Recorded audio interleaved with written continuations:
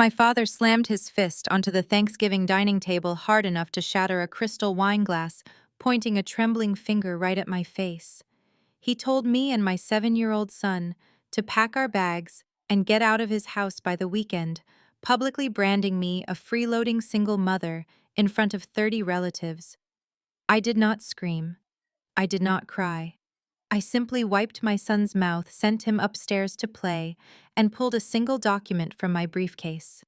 A document proving that my father had not owned this house in 5 years, and that he and his golden child had exactly 24 hours to vacate my property.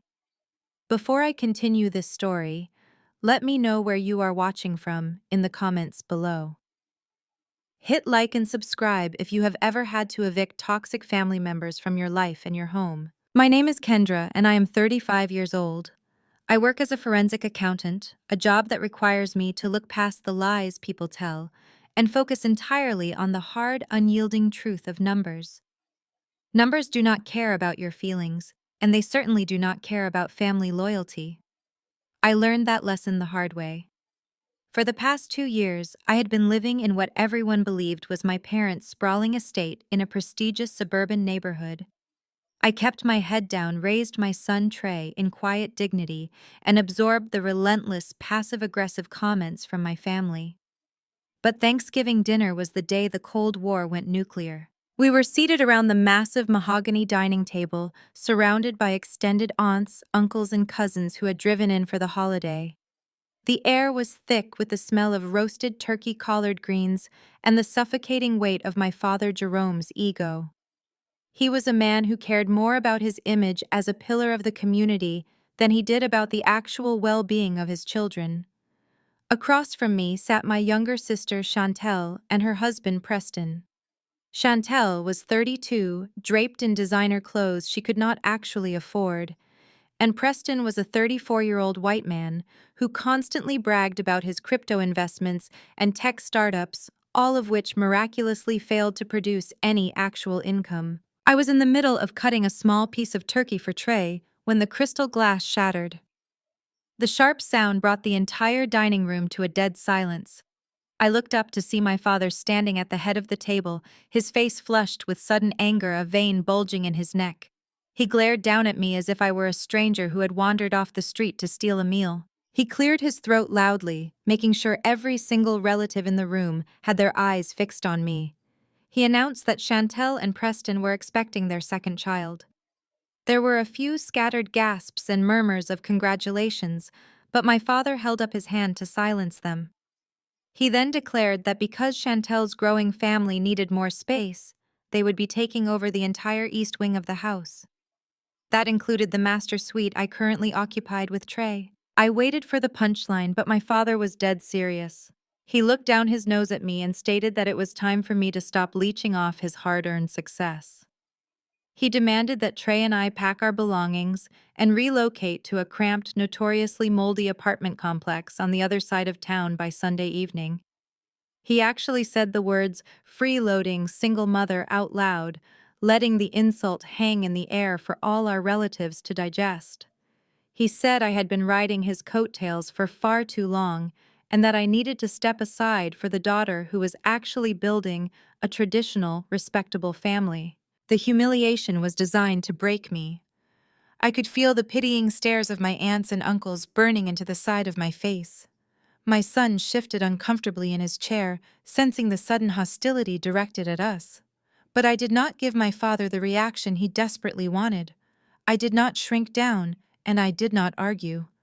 I calmly placed my fork down, picked up a linen napkin, and gently wiped the corner of Trey's mouth.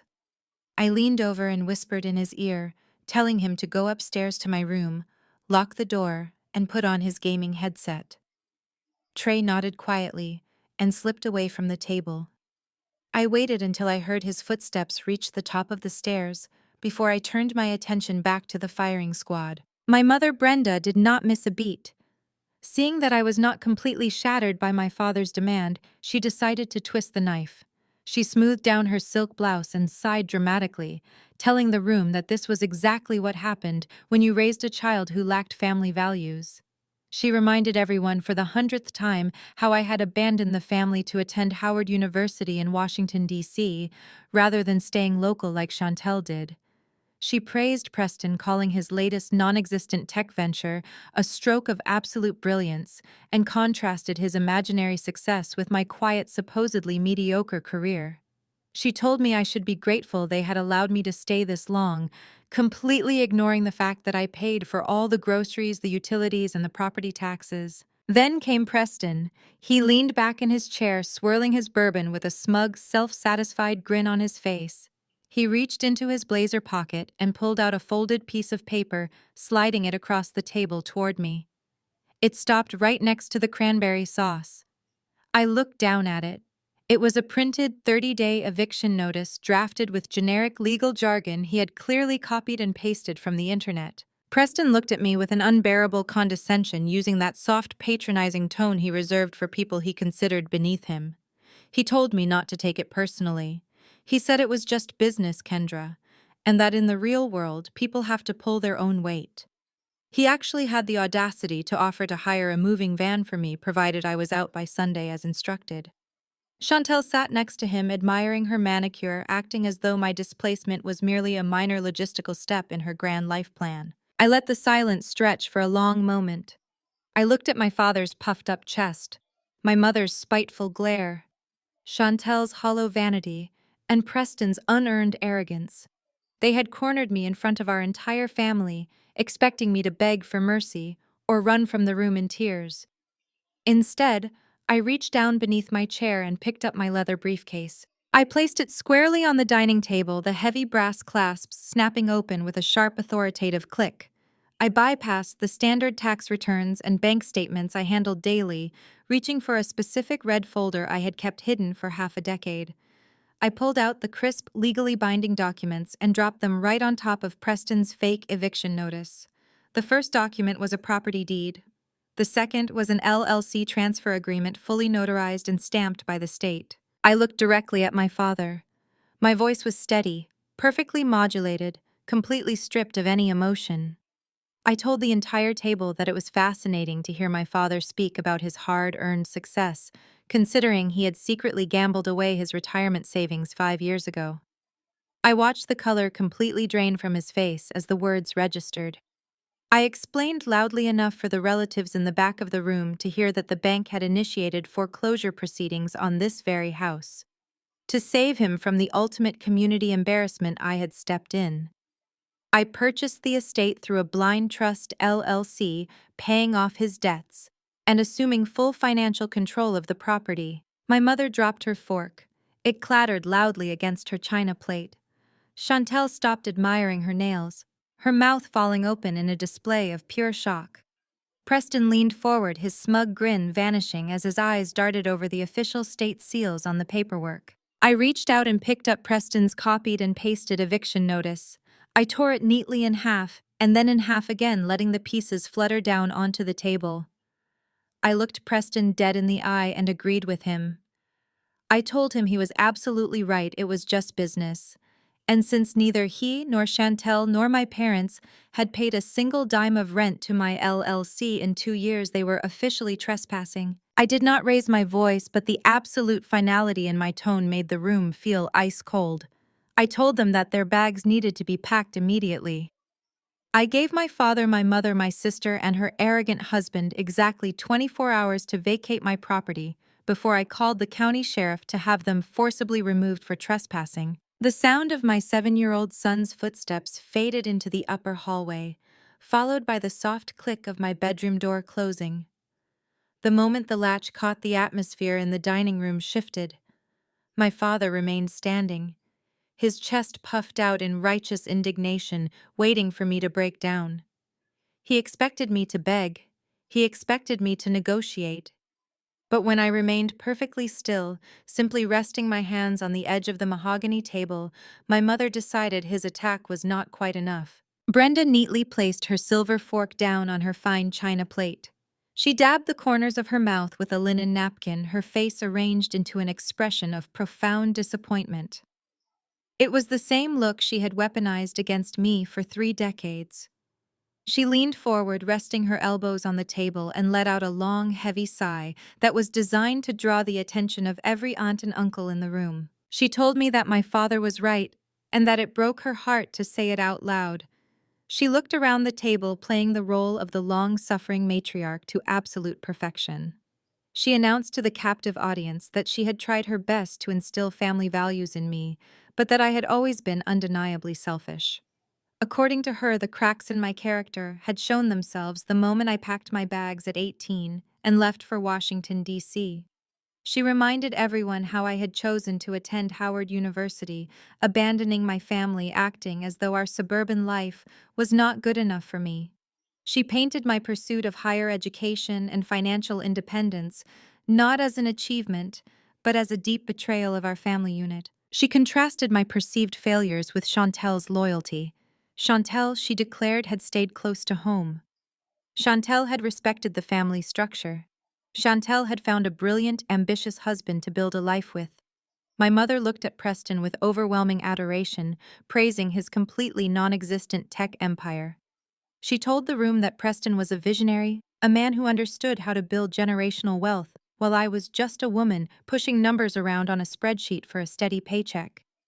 She told me I should be on my knees thanking them for allowing me to take up space in a house that belonged to real contributing adults. Chantel soaked up our mother's praise like a sponge. She sat up straighter, adjusting the collar of her designer blouse. She looked at me with a smirk that she did not even try to hide. She began talking about my bedroom as if I had already packed my bags and moved out. She told Preston loud enough for me to hear that she wanted to rip out the dark hardwood floors in my suite and replace them with plush cream-colored carpeting for the new baby. She complained that my custom-built walk-in closet would have to be completely demolished to make room for the imported Italian cribs she had already picked out online. The sheer audacity of her discussing the demolition of my personal sanctuary while eating the turkey I had paid for was staggering. She looked at me and casually suggested that I should start packing the heavy items tonight so I would not be rushing on Sunday. The aunts and uncles murmured in agreement, nodding along with my mother and sister. In their eyes, I was exactly what my parents claimed I was, a stubborn, ungrateful woman who had failed to secure a husband and was now dragging down the true stars of the family. Not a single person at that table stopped to ask why I was the one who had purchased the holiday groceries. Not one of them wondered why my name was on the return address of the invitations. They simply accepted the narrative that I was a parasite. Then the true architect of this delusion decided to speak. Preston chuckled a low, patronizing sound that grated against my ears. He leaned back in his heavy oak chair, swirling a glass of expensive bourbon. He unbuttoned his tailored blazer, playing the role of the benevolent patriarch managing a difficult employee. He reached into his inner pocket and pulled out a piece of paper that had been folded into perfect thirds. He tossed it onto the table. It slid across the polished wood, stopping inches from my plate, right next to the crystal bowl of cranberry sauce. I looked down at it. It was a printed document. Preston rested his arms on the table and looked at me with an insufferable expression of pity mixed with superiority.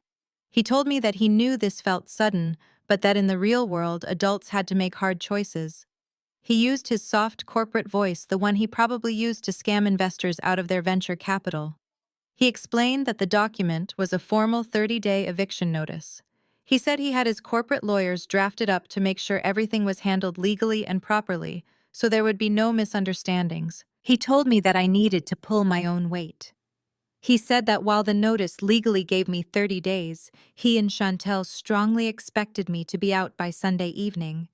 He claimed that having a toxic energy in the house was bad for Chantel's pregnancy, and that for the sake of the baby, I needed to vacate the premises quickly and quietly. He even smiled a cold, calculating smirk and offered to cover the cost of a moving van if I agreed not to cause a scene. He called it a severance package for my time in the house. He finished his little speech by telling me that it was nothing personal. "It is just business, Kendra," he said, taking a slow sip of his bourbon. I sat there in the heavy silence, staring at the piece of paper. As a forensic accountant, my entire career was built on examining documents. I did not need to pick it up to know it was a complete fabrication. Even upside down, I could see the generic formatting. I could see that there was no county seal, no notary signature, and no official court filing number. It was a free template he had downloaded off the internet and filled out with a ballpoint pen. He had actually typed the words freeloading tenant in the section meant for the leaseholder's name. He thought I was stupid. He thought because he was a white man in a custom suit who used words like asset allocation and liability, I would simply bow my head and submit to his authority. He thought my parents' backing gave him the absolute power to strip me of my home. He thought the social pressure of 30 relatives staring at me would force me into total compliance. I let them enjoy their victory for exactly 30 seconds. I let my mother feel vindicated. I let Chantel imagine her brand new nursery. I let Preston revel in his fake power. I sat there breathing evenly, feeling the cold, hard certainty of the truth anchored deep in my chest. They had played their hand perfectly, orchestrating a public execution of my character. But they had made one fatal miscalculation. They had forgotten who actually owned the chessboard. I slowly reached out and placed my hand flat over the fake eviction notice. I kept my hand flat on the fake eviction notice, feeling the cheap, thin printer paper beneath my palm. The entire room was holding its breath. Preston sat there with that smug, self-satisfied smirk glued to his face, fully expecting me to burst into tears or storm away from the table in defeat. My mother looked victorious, her chin tilted up, waiting for the unruly daughter to finally be put in her place.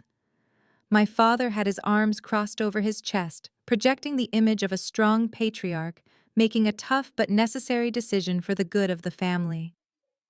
Chantel was already staring at the ceiling, probably calculating the square footage of my bedroom and deciding what color to paint the nursery walls. They had built a magnificent stage for my humiliation.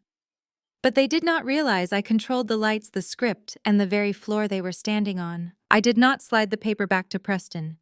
I did not crumble it up in a fit of rage. I simply kept my hand resting on it and shifted my gaze from Preston to my father. I looked deep into his eyes, searching for even a sliver of paternal guilt. But there was nothing there except pure, unfiltered arrogance. He truly believed he was untouchable. I slowly reached down to my feet where my heavy leather briefcase was resting against the leg of the dining chair. I lifted it up and placed it squarely on the mahogany table. The dull thud of the leather hitting the wood echoed in the silent room. I snapped the brass locks open. They made a sharp, authoritative sound that caused my mother to jump slightly in her seat. I bypassed the neatly organized client files, the corporate tax returns, and the audit reports that I handled on a daily basis. Instead, I reached straight for the bottom compartment. I pulled out a thick, fireproof red folder. I had kept this specific folder locked in a fireproof safe for the last 5 years, only bringing it out today because I knew exactly how this holiday dinner was going to play out. I had seen the warning signs for months.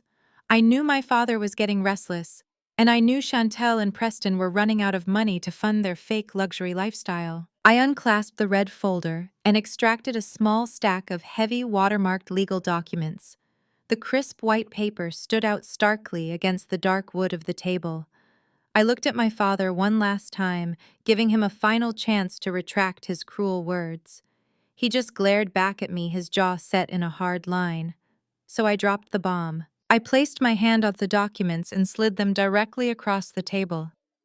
They glided smoothly over the polished surface, bumping gently against the crystal bowl of cranberry sauce right in front of Preston. I kept my voice perfectly level, stripping away any trace of anger or sorrow.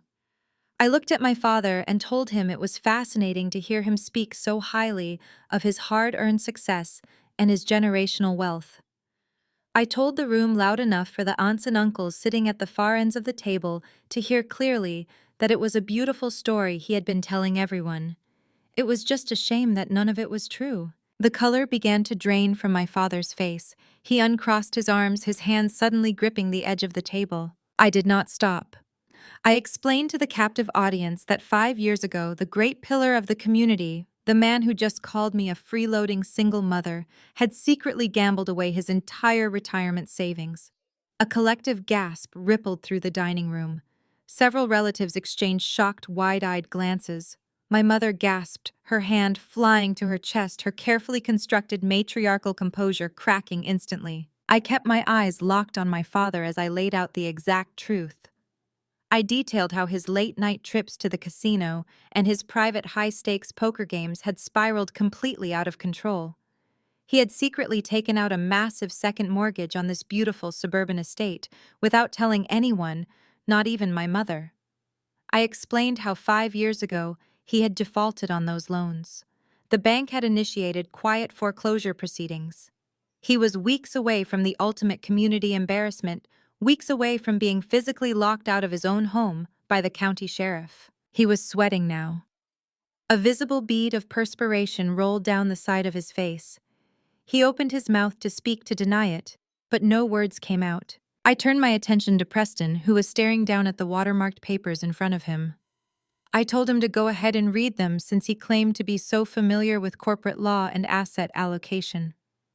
I told him he was looking at the official county property deed and the limited liability company transfer agreements complete with the raised notary seals and the signature of the state registrar. I explained that when I discovered my father's financial ruin through my own forensic accounting network, I did not let him fail. Despite years of emotional neglect, I stepped in. I quietly liquidated my own stock portfolios and used my savings to purchase the estate through a blind trust right before it went to public auction. I paid off his gambling debts to save his reputation in the church and the community. I allowed them to continue living here acting like they still owned the place to protect his fragile male ego. I had silently become his landlord, paying the property taxes, the maintenance, and the utility bills every single month, while he paraded around acting like a king. My mother was shaking her head rapidly back and forth, her perfectly styled hair falling into her eyes. She stammered out that it was a lie, that I was making it up to ruin the holiday. But Chantel was not looking at me. She was looking at her husband. Preston was pale. His eyes darted rapidly across the legal jargon on the deed. As a man who spent his life faking his way through business deals, he knew a real ironclad legal document when he saw one. He swallowed hard, the muscles in his jaw ticking. He looked up at me, the smug arrogance completely wiped from his features, replaced by a sudden dawning terror. He realized that the woman he had just tried to evict was actually the sole proprietor and managing member of the trust that owned the roof over his head. I reached out and picked up the fake 30-day eviction notice Preston had printed from the internet. The cheap paper felt weightless in my hands compared to the heavy reality of the deed sitting in front of him. The dining room was so quiet you could hear the grandfather clock ticking in the hallway. 30 relatives were frozen in absolute stunned silence, watching the power dynamic of our family completely invert in the span of 3 minutes. I looked directly into Preston's panicked blue eyes. I gripped the edges of his fake document. With a swift, deliberate motion, I tore the paper straight down the middle. The ripping sound was loud and crisp in the silent room. I placed the torn halves neatly on top of each other and tore them again, letting the 4 pieces flutter down onto the table like snow. I smiled at him. It was a cold, calculating smile that did not reach my eyes. I told him that he was completely right.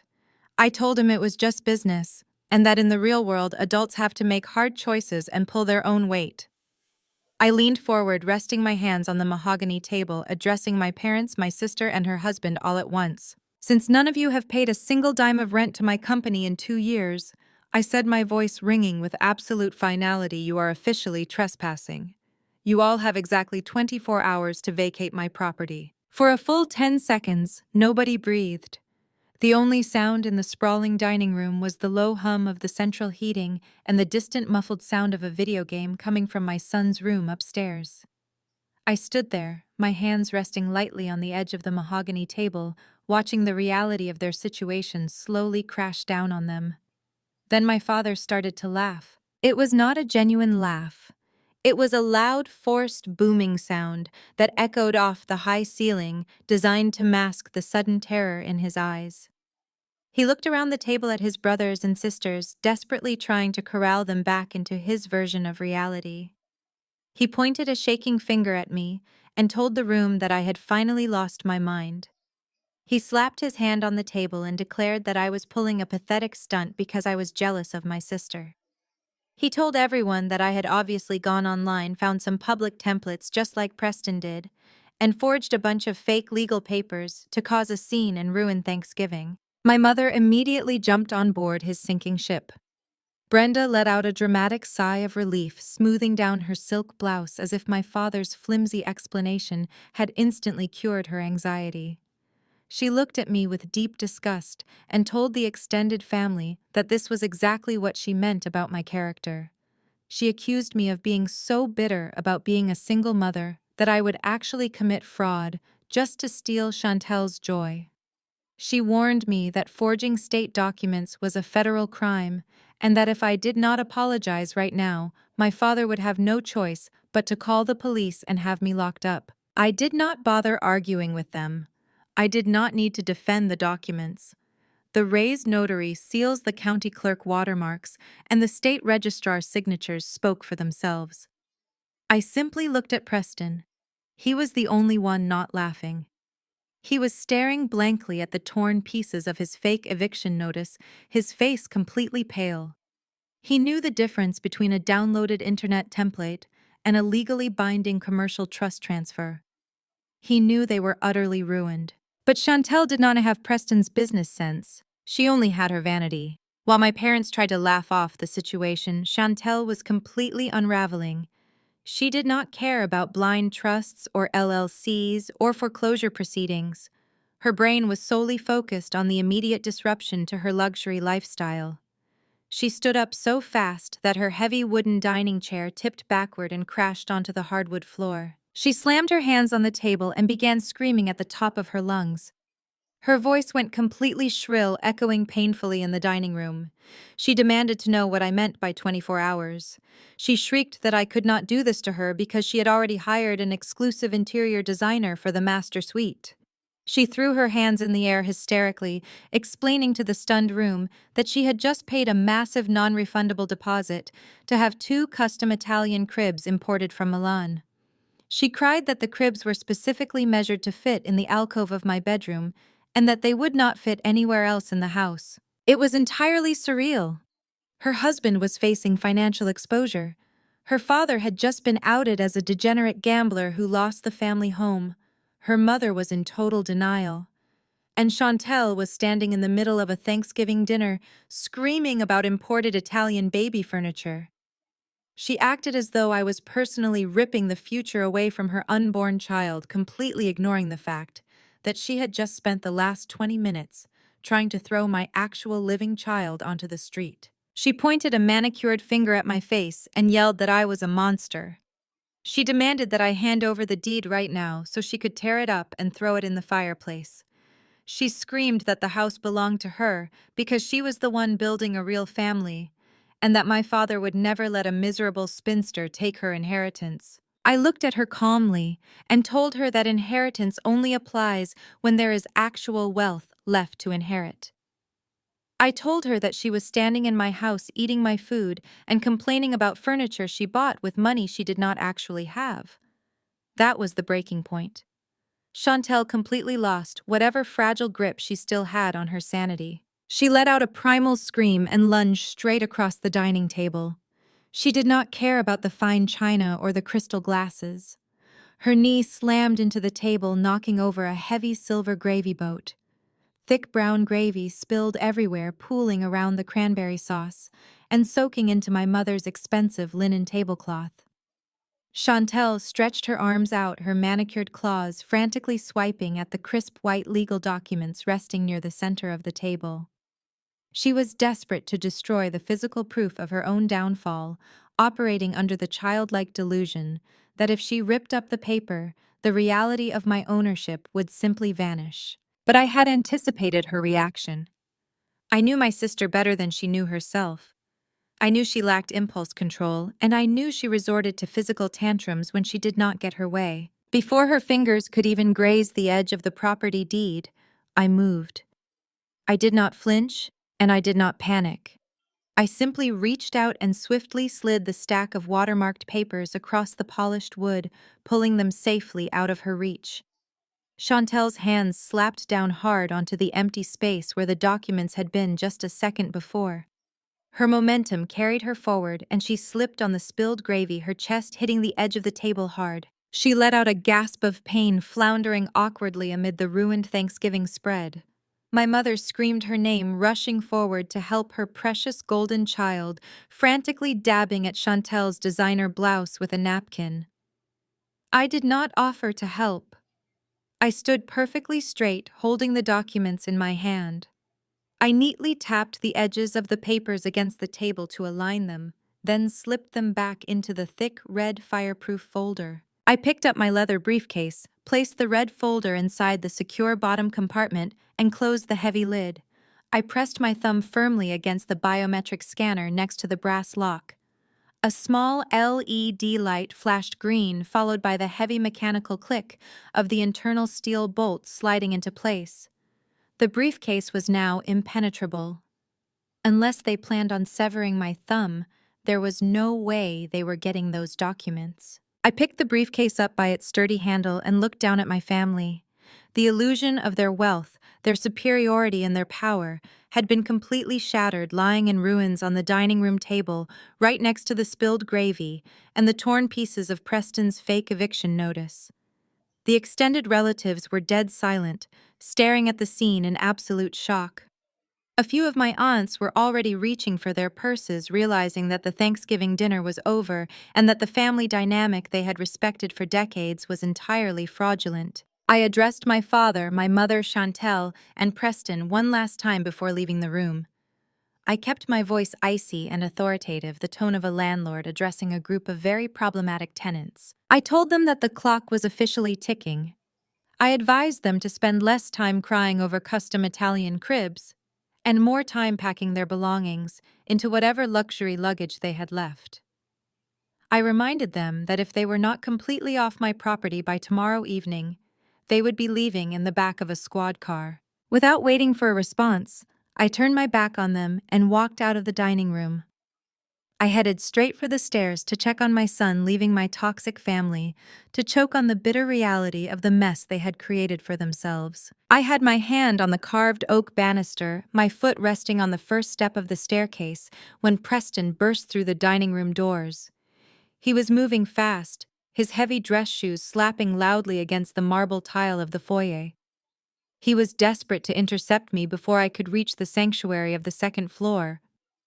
He stepped directly into my path, forcing me to stop, and tried to use his physical size to intimidate me. He stood entirely too close, his chest puffed out, attempting to tower over me and weaponize his height. Behind him, I could see my parents and Chantel hovering in the dining room doorway, watching the confrontation unfold. They were relying on Preston to be their white knight. They desperately needed the affluent, confident white man they had brought into the family to put me back in my place and restore their fractured reality. Preston dropped his voice into a low, aggressive register. He pointed a finger inches from my face and told me that I had just made the biggest mistake of my miserable life. He said I was entirely out of my depth and that playing landlord with a fake LLC was a cute stunt, but I had just crossed a line into serious criminal liability. He leaned in closer, his breath smelling of expensive bourbon and pure panic. He claimed that he had a team of high-powered corporate lawyers on speed dial in downtown Seattle. He threatened to call the senior partners right now, even on Thanksgiving, and have a judge freeze all of my financial assets by tomorrow morning. He promised to file an emergency injunction to keep me out of my own house. He said he would personally sue me for fraud, emotional distress, and unlawful eviction, and that he would tie me up in litigation for so many decades that I would be completely bankrupt before my son even graduated high school. He did not stop there. He threatened my career. He told me he was going to contact the state accounting board and report me for unethical financial practices, ensuring that my forensic accounting license would be permanently revoked. He smirked, a nasty, condescending expression returning to his face. He told me that I was a nobody, a glorified calculator who had no idea how real wealth and real power actually operated in this world. He told me to turn around, walk back into that dining room, hand over the biometric safe, and apologize to his wife, or he would utterly destroy my life. I stood perfectly still on the bottom step, looking up at him. I did not flinch away from his pointing finger. I did not raise my voice or show a single ounce of fear. As a forensic accountant, I spent my life reading between the lines of financial statements, but I was equally skilled at reading people. I looked closely at the great corporate titan standing before me. I noticed the fine tremor in his hands. I saw the bead of sweat tracing the line of his jaw. I saw the rapid, shallow way his chest was moving. He was not a man operating from a position of power. He was a cornered animal trying to bluff his way out of a slaughterhouse. I waited until he completely ran out of breath. The foyer was completely silent, the tension so thick it felt like it could shatter the chandelier above us. I asked him one simple question. I asked him to name the law firm. Preston blinked clearly, not expecting me to challenge him on the specifics. He opened his mouth, stammered for a second, and aggressively repeated that he had top-tier representation and that I did not need to worry about the name until I was served with the paperwork. I nodded slowly, acting as though I was carefully considering his threat. I stepped off the stairs and walked over to the antique console table sitting against the foyer wall. I reached into the deep side pocket of my leather tote bag, a pocket I had intentionally left unlocked. I pulled out a thin blue manila folder. I had prepared this specific file months ago, knowing that the day would eventually come when Preston would try to use his imaginary wealth as a weapon against me. I tossed the blue folder onto the marble surface of the console table. It landed with a soft slap. I turned back to Preston and told him to go ahead and call his high-powered legal team. I told him I highly encouraged it, but I was just curious how he was going to afford their retainer. Preston stared at the blue folder. He did not move to touch it. His arrogant posture began to deflate instantly. I did not need him to read the documents. I had already memorized them. I looked him dead in the eye and delivered the first sentence. I told him that his first crypto startup, Apex Ledger, filed for Chapter 7 bankruptcy exactly 14 months ago, leaving him with $80,000 in unpaid tax liabilities that the IRS was currently threatening to garnish. My sister Chantel let out a sharp gasp from the doorway. Preston swallowed hard, all the color draining from his face, leaving him looking sickly and pale. I did not give him a chance to recover. I delivered the second sentence.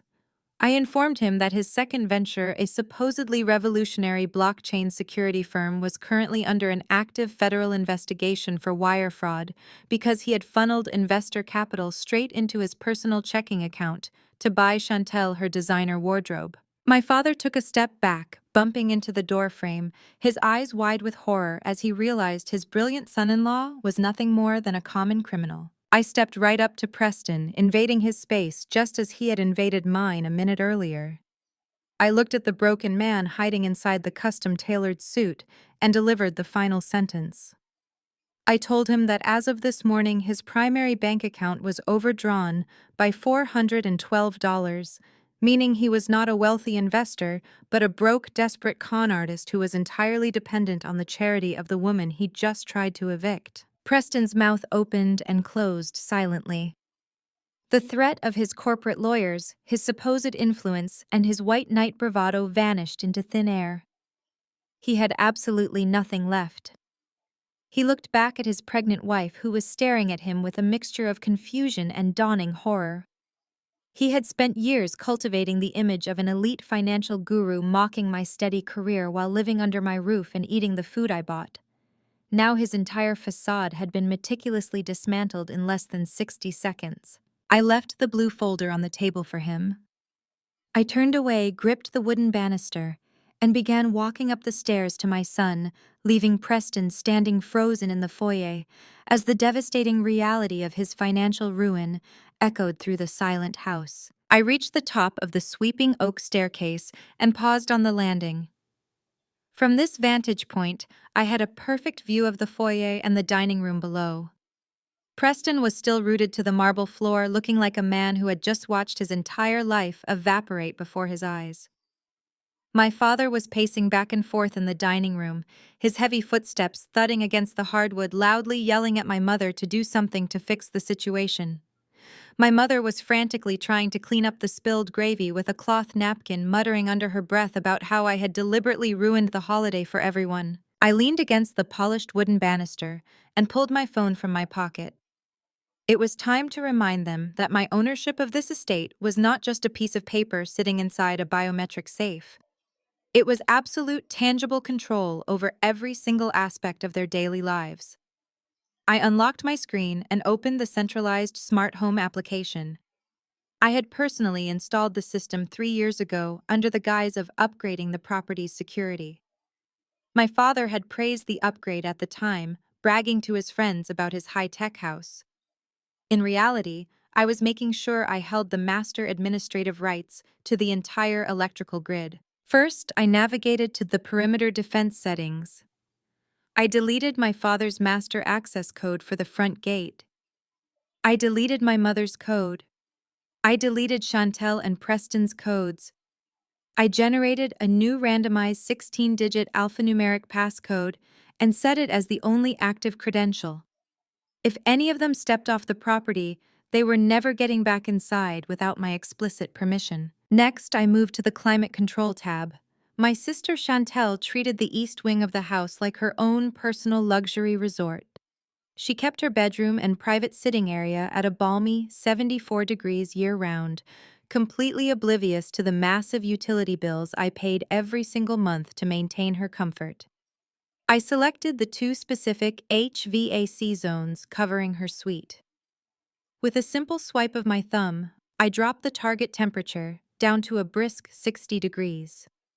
I then tapped the small padlock icon on the screen, engaging the administrative override. The digital thermostats in her rooms were now permanently locked. She could press the buttons on the wall all she wanted, but the heating system would not respond. Let her see how comfortable she felt in a freezing room while demanding imported Italian cribs. Finally, I opened the network router configuration portal. This was where the real power lay. In our modern world, cutting off someone's internet access is the quickest way to induce sheer panic. Our sprawling suburban neighborhood was notorious for having terrible cellular reception. The thick brick walls of the colonial estate made it a complete dead zone for mobile data. The only way to communicate with the outside world or check a bank balance was through the high-speed fiber optic Wi-Fi network that I paid for. I scrolled through the list of connected devices. It was incredibly easy to identify my sister's hardware because her vanity extended even to her electronics. She had proudly named her devices using her full name. I found Chantel's iPhone, Chantel's iPad Pro, and the 70-inch smart television in her private suite. I found Preston's laptop and his personal phone. One by one, I tapped their specific MAC addresses and added them to the router's permanent block list. I watched the status icons turn from a healthy green to a harsh, disconnected red. As a final measure, I changed the main network password just in case they tried to reconnect using my parents' devices. I did not have to wait long for the results. Within 30 seconds, the shrieking started. Chantel stormed out of the dining room and into the foyer, aggressively tapping the screen of her phone. She yelled to Preston that her internet was down and that she could not access her social media to post her Thanksgiving pictures. She demanded that he go into the hallway and reset the router immediately. Preston did not move. He was too busy staring at his own phone, rapidly refreshing his email application over and over again, watching the connection error message flash across his screen. He desperately needed to contact his imaginary lawyers, his non-existent business partners, or perhaps just check his overdrawn bank account one more time. But he was completely cut off from the digital world. My father marched into the foyer right behind Chantel, pulling his phone from his pocket. He loudly complained that the signal had dropped and that he needed to make an important call to his brother to explain the situation. He looked up the stairs and saw me standing quietly on the landing, bathed in the soft light of the chandelier. He pointed his phone at me and ordered me to fix the internet right this second. I looked down at him. I kept my voice perfectly calm. I told him that the high-speed Wi-Fi was an amenity provided strictly to rent-paying tenants. I reminded him that since they were currently classified as hostile trespassers facing an active 24-hour eviction, I was under no legal obligation to provide them with internet perimeter security or central heating. I told him he had exactly 23 hours and 45 minutes left to pack his bags, and that I suggested he use that time wisely instead of worrying about a wireless connection. My father's face contorted in absolute fury. He took a heavy step toward the stairs, raising his voice, preparing to launch into another tirade about respect and family hierarchy. But before he could even get the words out of his mouth, my phone buzzed heavily in the palm of my hand. It was not a standard text message. It was a secure push notification from an encrypted messaging application I use strictly for confidential forensic accounting work. The sender was David, a private investigator and former financial crimes detective I frequently contracted when a corporate audit required a deeper off-the-books investigation. I had hired David 2 weeks ago to look into Preston's background. I already knew about the bankruptcies and the overdrawn checking accounts. But my professional instinct told me there was something much more sinister lurking beneath Preston's polished exterior. Men like Preston did not just lose their own money. They were financial parasites. They always found a hose to drain before they finally went down. I needed to know exactly how deep the rot went. I unlocked the encrypted application and opened David's message. The text was brief, clinical, and absolutely devastating. David wrote that Preston did not just lose his venture capital money in the recent crypto collapse. He wrote that Preston had been desperately trying to cover massive illegal margin calls for the past 6 months to keep his fake luxury lifestyle afloat. The message ended with 2 sentences that made the blood freeze in my veins. David told me to look at the attached PDF file immediately. He said that Preston had used my father Jerome's retirement account to cover his margins. I stood frozen on the landing, my eyes locked on the glowing screen. I tapped the secure attachment, downloading the encrypted file directly to my device. It opened to reveal a series of highly confidential wire transfer logs, bank statements, and unauthorized withdrawal receipts. As a forensic accountant, I could read the story hidden in the numbers within seconds. It was an absolute bloodbath. Over the course of 6 months, Preston had systematically drained my father's remaining pension fund and the small investment portfolio my father had managed to scrape together after the foreclosure disaster 5 years ago. The documents showed how Preston had forged my father's digital signature, bypassed the dual authentication protocols, and siphoned hundreds of thousands of dollars into untraceable offshore cryptocurrency exchanges.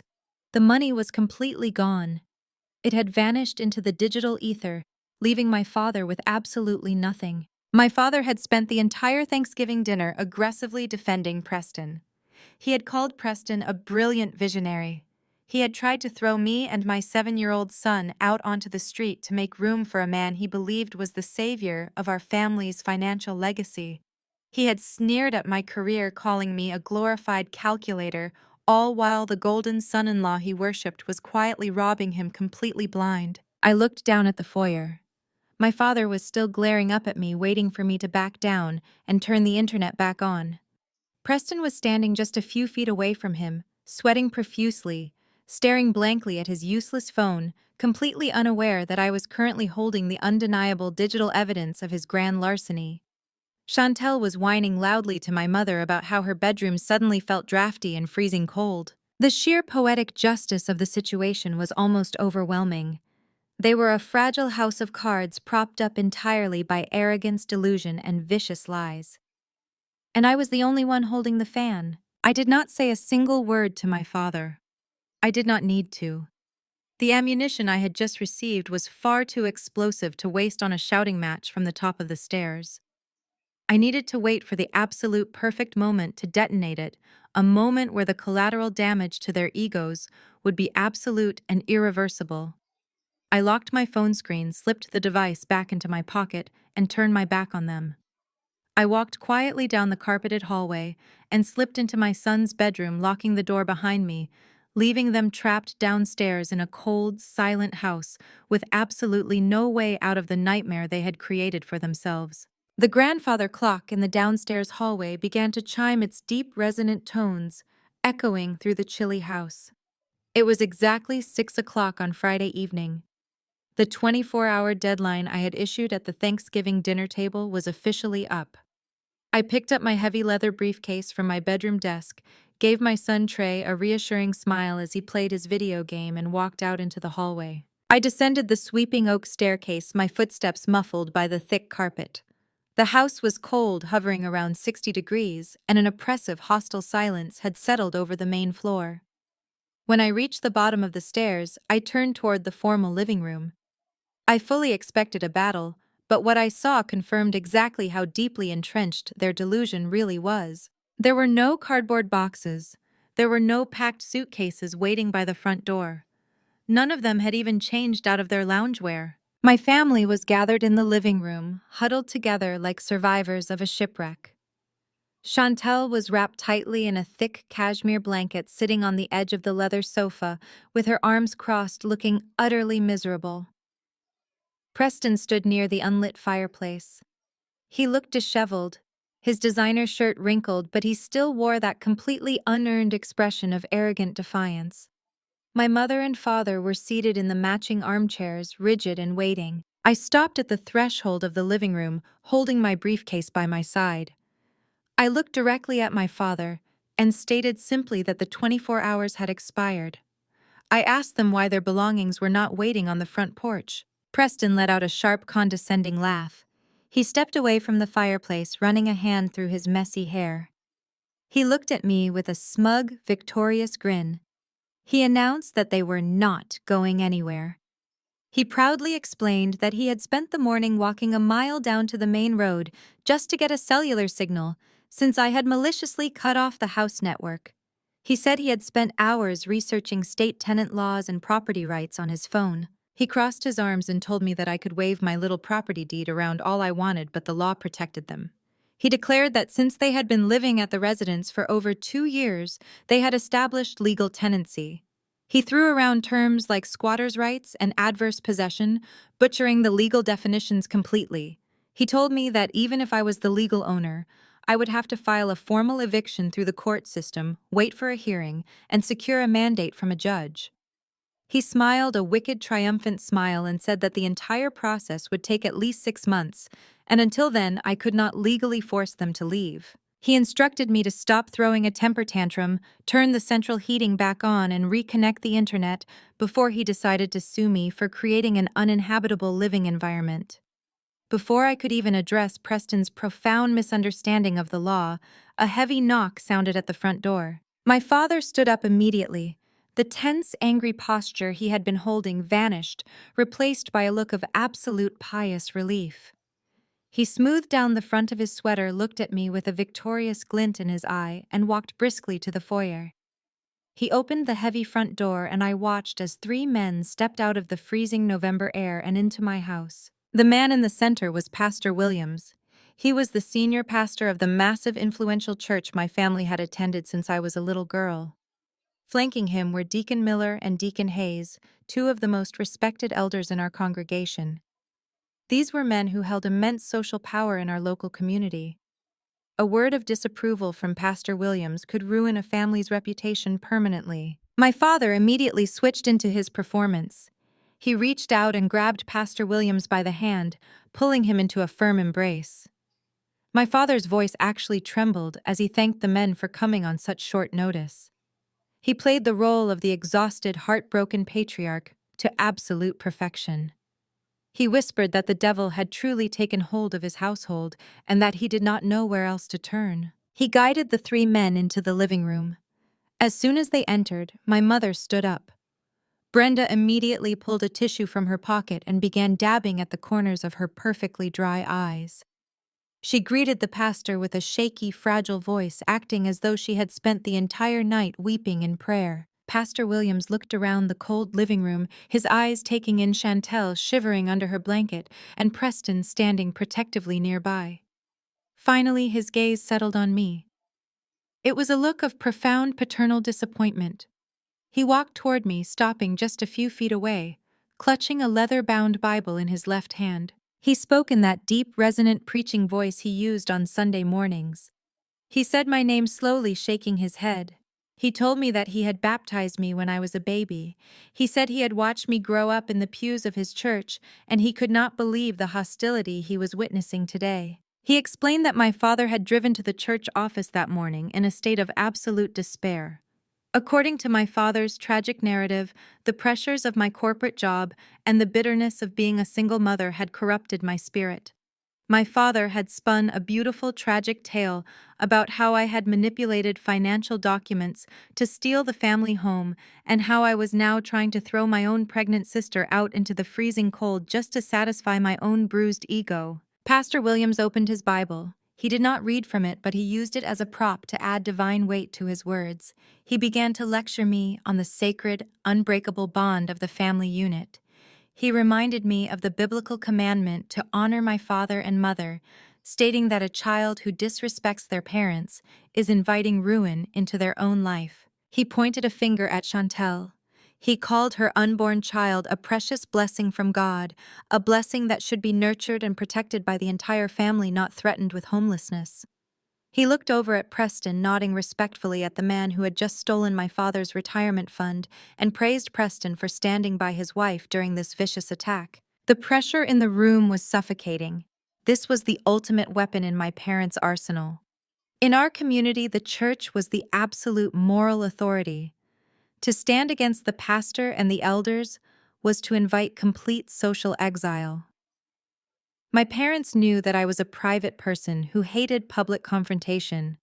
They were banking on the fact that the cultural conditioning of my childhood would kick in, forcing me to bow my head, apologize for my disrespect, and sweep their toxic abuse completely under the rug to maintain the illusion of family peace. My mother sniffled loudly, adding her own layer to the guilt trip.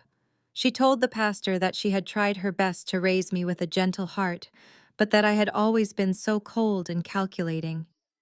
She said she was willing to forgive me right here and now if I would just drop this ridiculous eviction stunt and act like a real sister. Pastor Williams took a step closer to me. He lowered his voice, adopting a tone of gentle pastoral command. He told me that true wealth is not found in real estate, limited liability companies, or bank accounts. True wealth, he said, is found in the grace of forgiveness and the love of family. He urged me to repent for the pain I had caused. He instructed me to walk over to the thermostat, turn the heat back on, restore the internet connection, and sit down with my parents so we could pray together and heal this fractured home. He finished his speech and stood there waiting for my submission. The deacons watched me sternly. My father looked incredibly smug, knowing he had successfully backed me into a corner. Preston was grinning again, clearly thrilled that his amateur legal theories were being backed up by divine intervention. They all expected me to break. They expected the weight of the church, the guilt of the community, and the sheer audacity of their gaslighting to force me to surrender my keys. I stood perfectly still, my hand gripping the handle of my briefcase. I let the silence stretch, feeling the cold air of the living room against my face, preparing to completely dismantle the foundation of their entire existence. I did not raise my voice to defend myself against the pastor's accusations. I simply placed my heavy leather briefcase onto the glass coffee table in the center of the living room. I pressed my thumb against the biometric lock. The sharp click echoed in the quiet room. I bypassed the red folder containing the property deed and instead pulled out a thick black binder.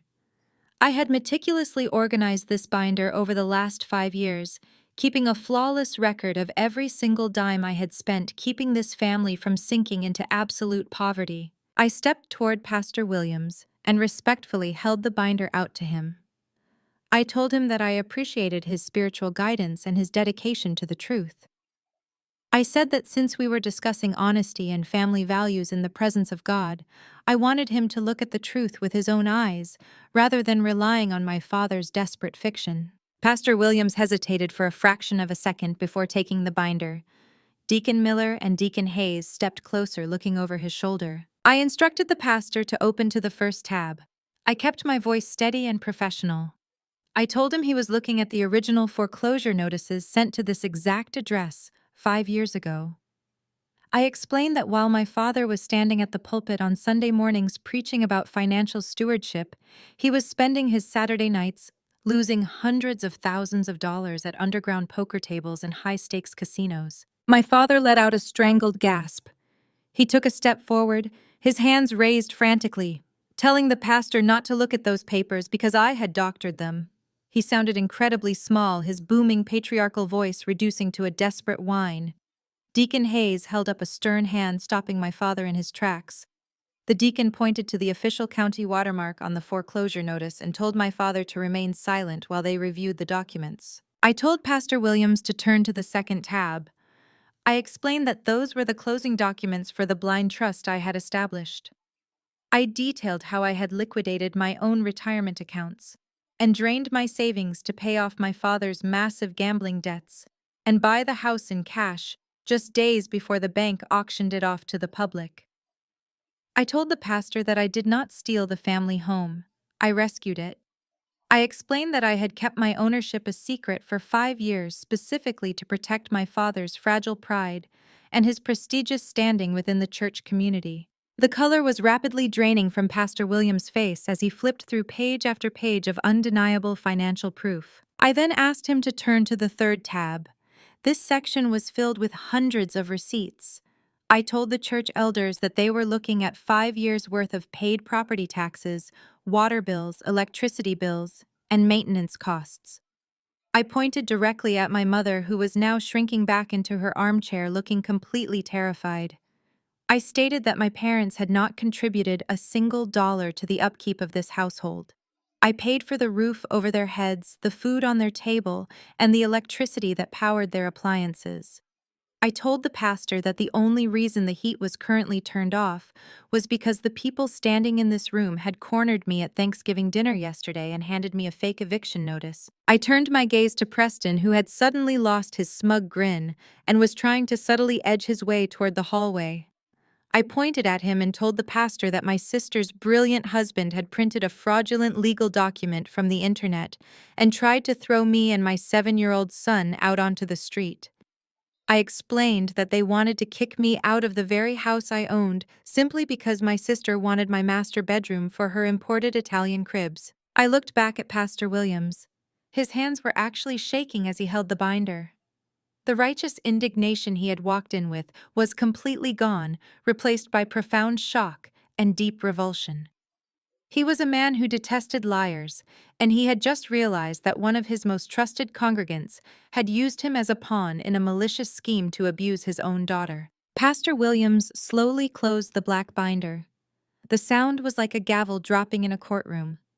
He handed it back to me with a slight bow of his head, his eyes filled with a mixture of apology and deep sorrow. He turned slowly to face my father. My father was sweating profusely. He plastered a sickly, terrified smile onto his face and reached out his hands.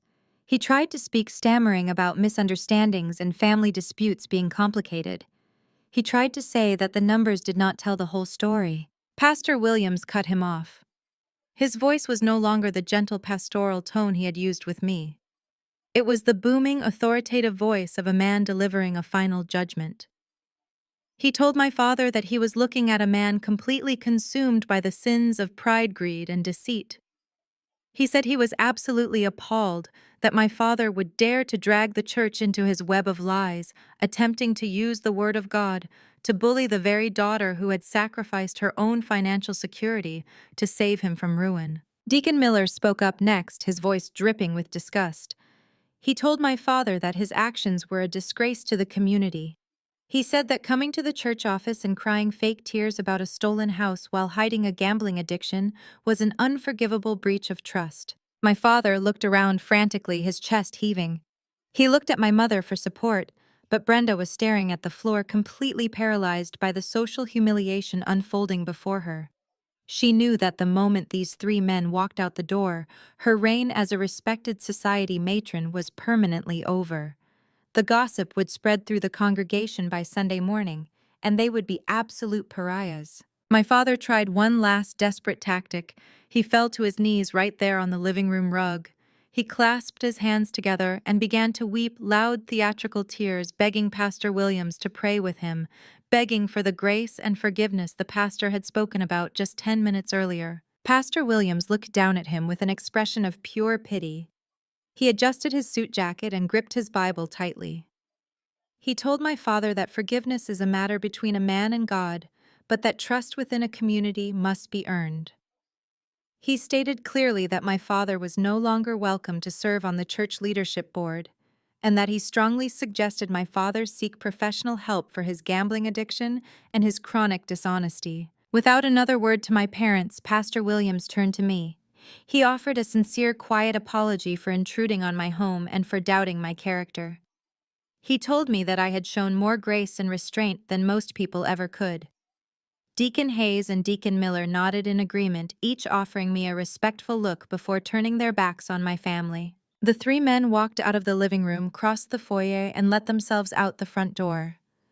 The heavy click of the latch closing behind them sealed my father's fate.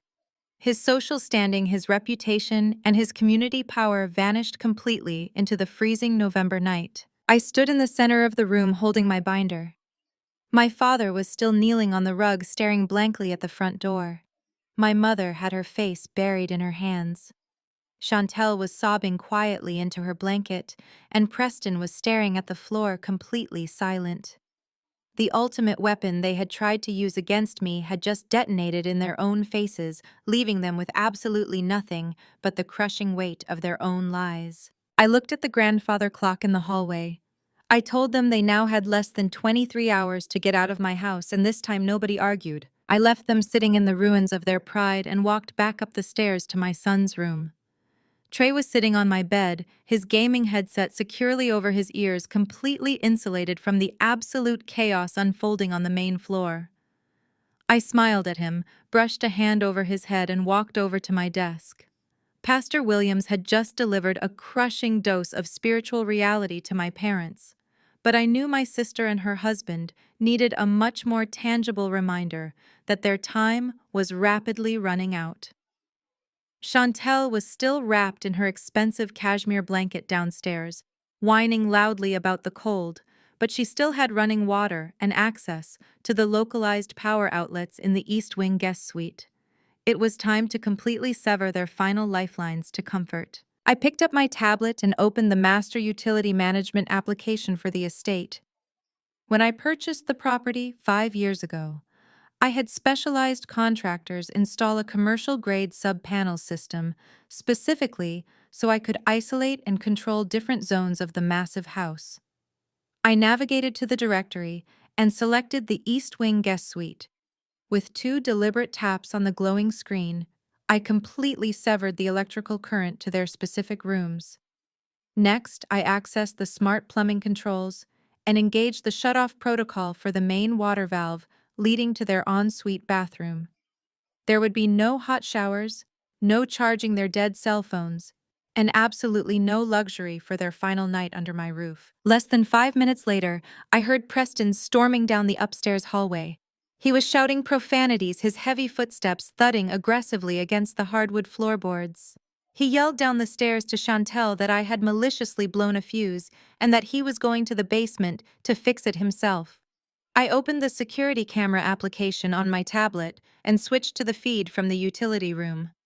I watched closely as Preston marched down the concrete basement steps, using the weak flashlight on his cellular phone to navigate the dim lighting. He walked straight up to the main heavy-duty electrical panel mounted on the far concrete wall. This was not a simple residential breaker box.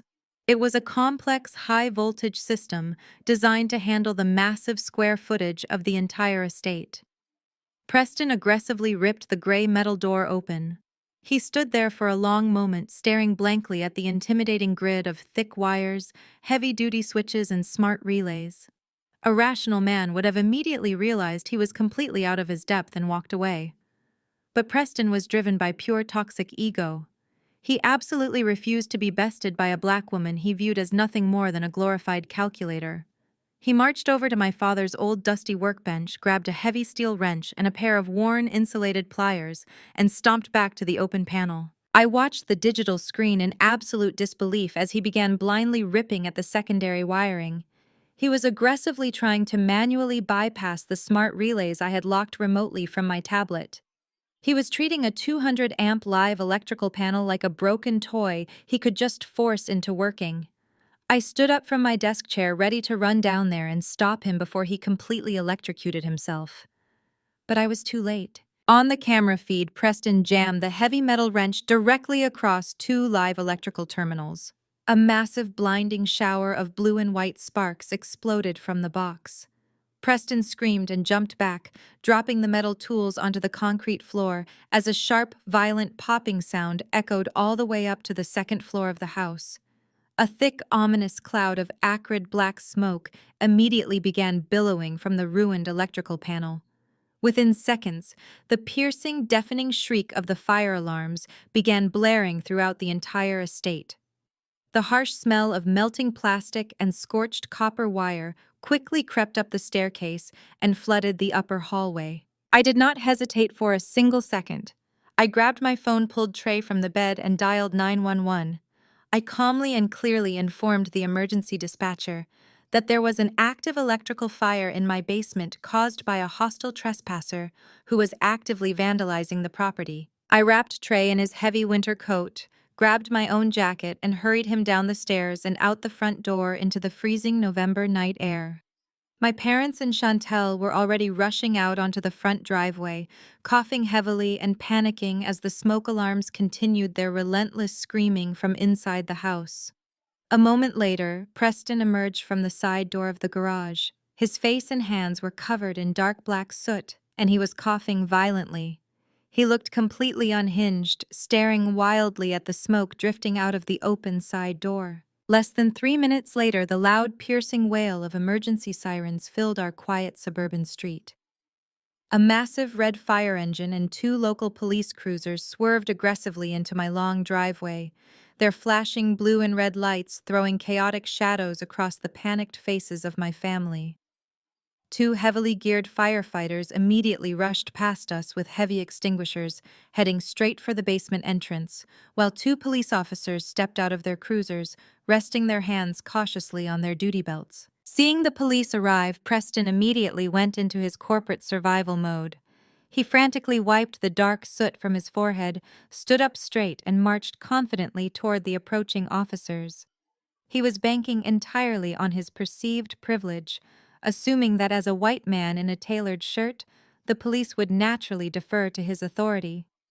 He held his hands up in a calming professional gesture and put on his best fake executive voice. He told the officers that everything was perfectly under control and that it was just a minor household accident with a faulty breaker.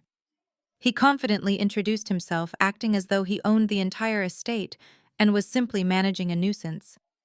He turned and pointed a soot-stained finger directly at me, where I was standing quietly near the edge of the lawn holding my son's hand. Preston told the police officers that his sister-in-law was having a severe mental breakdown and had been dangerously tampering with the house utilities all night. He claimed with a straight face that I was a physical danger to his pregnant wife and the rest of the family, and he politely requested that they formally escort me off his property before I caused any more structural damage. The older of the 2 police officers, a tall man with a stern, unreadable expression, listened patiently to Preston's entire fabricated speech. He nodded slowly, pulling a small black notepad from his uniform pocket. He calmly asked Preston for his full legal name and a state-issued identification card to verify his official residency at the address. Preston smirked confidently, reaching into his wallet and handing over his driver's license, fully expecting the officer to immediately march over and arrest me. The officer glanced down at the plastic card, then lifted his shoulder radio to contact the central dispatch. He requested a full background check on the name and asked dispatch to pull the official county property records for the address. We all stood there in the freezing cold for 2 agonizing minutes. My father was clutching his chest, absolutely terrified of the police presence at his former home. My mother was silently weeping into her hands. Chantel was shivering violently in her blanket, watching her husband try to smooth talk his way out of an active felony. Then the police radio on the officer's shoulder crackled loudly to life. The dispatcher's voice rang out clear and sharp into the cold night air, confirming that the property was exclusively owned by a private commercial trust managed entirely by Kendra, and that there were absolutely no other registered tenants on file. The officer slowly handed the driver's license back to Preston. He did not smile. He looked at Preston's ruined, soot-covered clothes and then looked directly over at me. I stepped forward into the flashing lights, pulling my own state identification and a digital copy of the certified property deed on my phone, presenting them clearly to the officer. The officer thoroughly verified my information, nodded respectfully to me, and turned his attention back to the man who had just blatantly lied to his face. Preston opened his mouth desperately, trying to spin another rapid lie about verbal leases, family agreements, and missing paperwork. The officer simply raised a heavy gloved hand, cutting him off completely. He looked Preston up and down, taking in the pathetic, ruined reality of the fake tech investor. "Sir," the officer said, his voice hard and entirely devoid of any sympathy, "step away from the house immediately. The actual homeowner wants to press charges against you for vandalism." Preston did not even have the chance to formulate another lie. The tall officer stepped forward, grabbed Preston by his expensive tailored shoulder, and spun him around with practiced efficiency. He forced Preston to place his hands flat against the side of the police cruiser. The sudden violent reality of the situation finally shattered Preston's arrogant facade. He gasped, his eyes wide with genuine panic, completely abandoning his fake corporate executive persona. He began to beg, his voice cracking, as he pleaded with the officers, claiming it was all a huge misunderstanding and that he was just trying to fix a simple fuse. The officer ignored his frantic rambling. The sharp metallic click of the steel handcuffs locking tightly around Preston's wrists echoed loudly in the freezing night air. The officer began reading Preston his Miranda rights in a calm, flat tone, completely unaffected by the desperate man squirming in his grip. That was the exact moment Chantel's fragile reality completely snapped. She threw off her heavy cashmere blanket and ran barefoot across the freezing driveway, screaming her husband's name. She lunged at the police officer, her hands clawing desperately at his uniform jacket, trying to physically pull him away from Preston. The second officer immediately stepped in, grabbing Chantel by the shoulders and pulling her back forcefully. He issued a stern, loud warning, telling her that if she did not step back immediately, she would be joining her husband in the back of the squad car for assaulting a police officer. Chantel collapsed onto the cold concrete of the driveway, completely hysterical. She began sobbing violently, her chest heaving as she wailed into the night. She looked up at me, her face streaked with tears and mascara, and screamed that I was an absolute monster.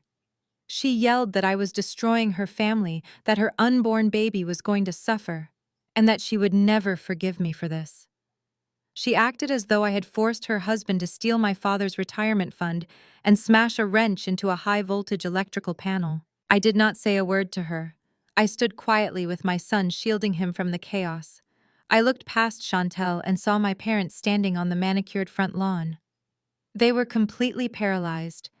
The flashing red and blue lights from the emergency vehicles were illuminating the faces of dozens of our neighbors who had stepped out onto their porches to watch the spectacle. For my father, a man who worshipped his public image, this was a fate worse than death.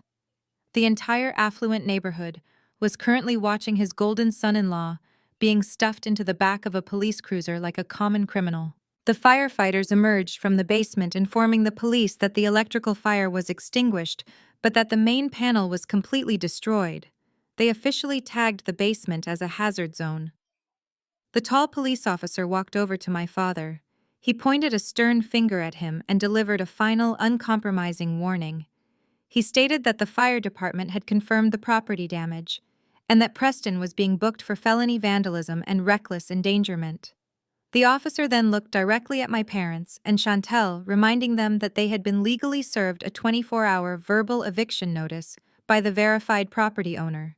He promised them that if they were not completely off the premises by tomorrow evening, he would personally return with a team to arrest them all for criminal trespassing. Without another word, the officers got into their cruisers and drove away, taking the great tech investor straight to the county jail. The fire engine followed shortly after, leaving my family standing in the freezing driveway, bathed only in the cold light of the street lamps. I did not wait for them to process their humiliation. I took Trey by the hand, walked past my shivering sister and my frozen parents, and went back inside the house. I locked the heavy front door behind me. I escorted my son upstairs to my bedroom, tucked him into my bed, and assured him that the loud noises were over and that he was completely safe. I waited until his breathing slowed and he finally drifted off to sleep. The house was incredibly quiet, but it was a tense, suffocating silence. The east wing was now completely devoid of power and running water. The temperature inside was dropping rapidly. I sat in the darkness of my room, listening carefully. I knew my family. I knew that desperation breeds absolute sheer audacity, and they were officially out of legal and social options. It was just past midnight when I heard the faint, distinct creak of the floorboards in my master suite hallway. I did not move immediately. I sat perfectly still in the leather chair by the window, letting my eyes adjust to the darkness. The footsteps were light, stealthy, and entirely intentional. They were bypassing the main bedroom area and heading straight toward my private walk-in closet and dressing room. I stood up silently. I walked across the plush carpet, making absolutely no sound. I reached the open archway of my dressing room and stopped, leaning slightly against the door frame to look inside. There, illuminated by the harsh, narrow beam of a small smartphone flashlight, was my mother. Brenda was frantically digging through the top drawers of my built-in mahogany dresser. Her normally perfect hair was a mess, and her hands were shaking violently as she tossed my silk scarves and personal items onto the floor. She was completely frantic, operating purely on survival instinct. I watched quietly as she finally found what she was looking for. She pulled out a heavy, intricately carved wooden box. It was my late grandmother's antique jewelry box.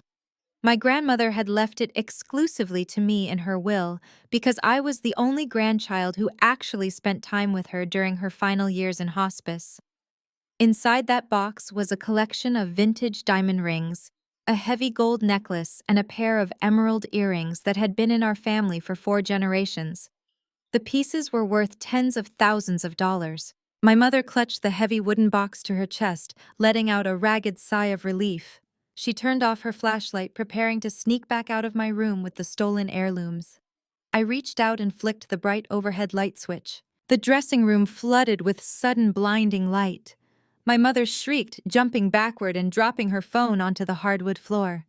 She clutched the jewelry box tighter against her chest, her eyes wide with sheer terror as she stared at me standing in the doorway. I looked at the woman who had spent her entire life demanding my respect and unconditional loyalty. She was standing in my closet in the middle of the night, caught red-handed trying to rob me blind. I kept my voice dangerously low so I would not wake my son. I asked her exactly what she thought she was doing. Brenda swallowed hard, backing up until she hit the edge of the dresser. She tried to quickly arrange her face into a mask of maternal authority, completely ignoring the fact that she had just been caught stealing. She jutted her chin out and told me that she was taking the jewelry because the family needed it. She spoke with an incredible toxic entitlement. She said that Preston was sitting in a freezing jail cell and that Chantel was downstairs having a nervous breakdown. She declared that she needed to pawn the heirloom diamonds tomorrow morning to pay for Preston's bail bond and to hire a defense attorney to fight my ridiculous eviction. She actually looked me in the eye and tried to justify her theft. She told me that I was a cold-hearted, selfish woman who did not deserve to wear my grandmother's diamonds. She claimed that because I was actively destroying the family, I had forfeited my right to the family heirlooms. She told me to step aside and let her leave the room, acting as though she was performing a noble sacrifice for the greater good of the household. She truly believed that her position as the matriarch gave her the absolute right to plunder my personal property to save her golden child's criminal husband. She expected me to feel guilty. She expected me to bow my head and allow her to walk out of my room with my inheritance. I did not move a single inch. I stood directly in the center of the doorway, completely blocking her only exit. I looked at the heavy wooden box clutched desperately in her hands, and I smiled. It was not a warm smile. It was the exact same clinical calculating smile I used when a corporate audit revealed a massive, undeniable fraud. I kept my smile fixed in place as my mother stood there trembling in the bright light of the walk-in closet. She was clutching the wooden box like a life preserver, desperately trying to maintain her moral high ground while caught in the middle of a late-night burglary.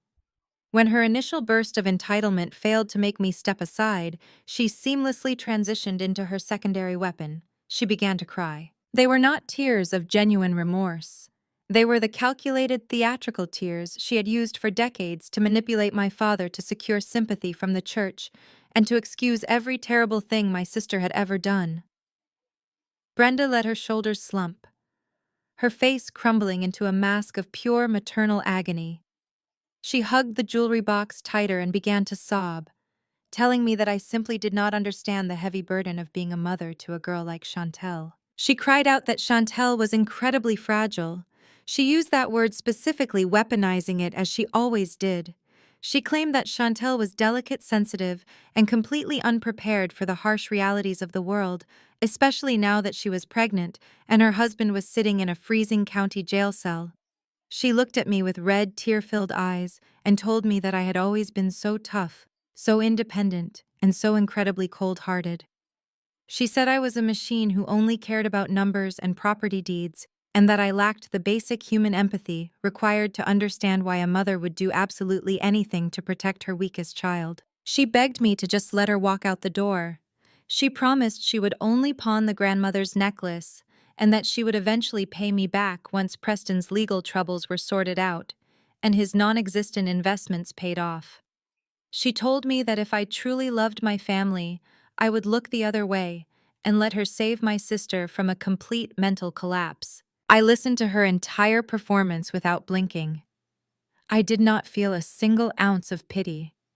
I had spent my entire childhood being called cold-hearted simply because I refused to be emotionally manipulated. I reached into the pocket of my cardigan and pulled out my smartphone. I looked at her and said that it was truly touching to hear her speak about maternal sacrifice. I told her that she was absolutely right about one thing. A mother will do anything to fund her golden child's lifestyle. I unlocked my screen, opened my secure audio files, and told her that we needed to take a quick trip down memory lane. I selected a specific audio file I had been saving for exactly 2 years. I turned the volume all the way up and pressed play. The audio was crisp and clear, echoing loudly off the custom wooden shelving of my dressing room. It was a recorded phone call. My mother's voice filled the room, but it was not the weeping, fragile voice she was currently using. It was brisk, confident, and highly deceitful. She was speaking to an associate at a predatory high-interest payday loan company based out of Nevada. On the recording, the loan officer asked to confirm the applicant's identity for a $25,000 personal line of credit. My mother confidently stated my full legal name. She then proceeded to rattle off my exact date of birth, my current address, and my complete 9-digit social security number without missing a single beat.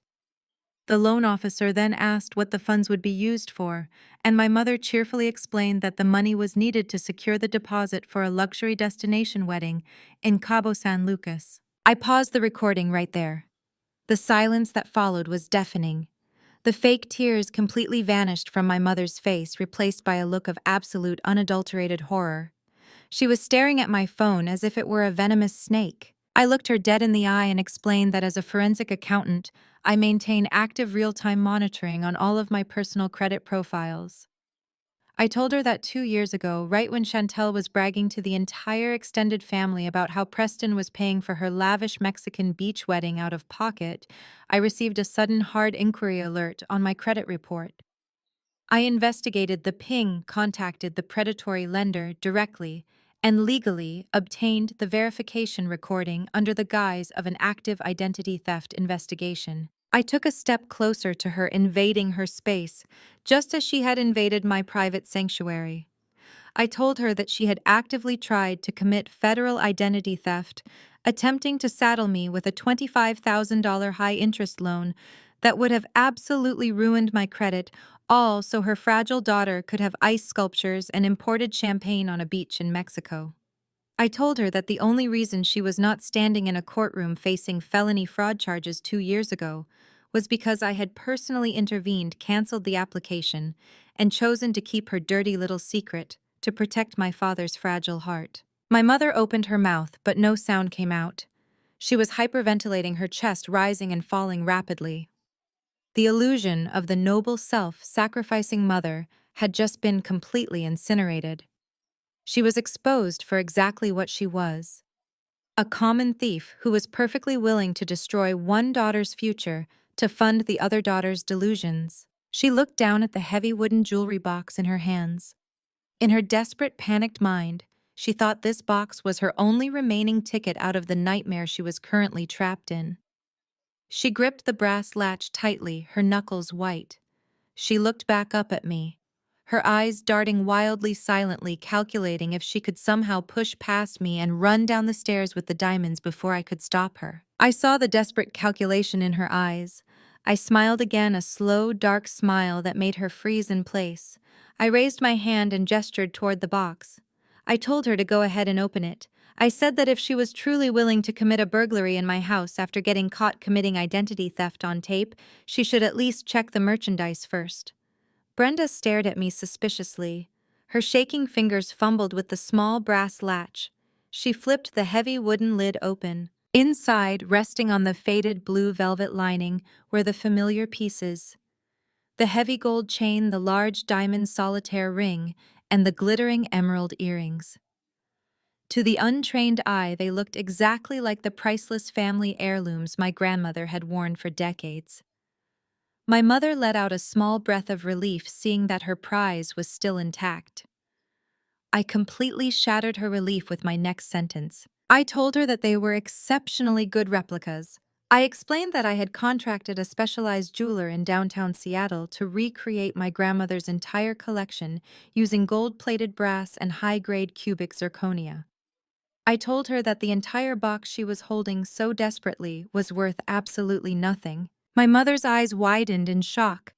She reached down and picked up the diamond solitaire ring, holding it up to the harsh overhead light of the closet, desperately trying to see the truth. I kept my voice cold and clinical.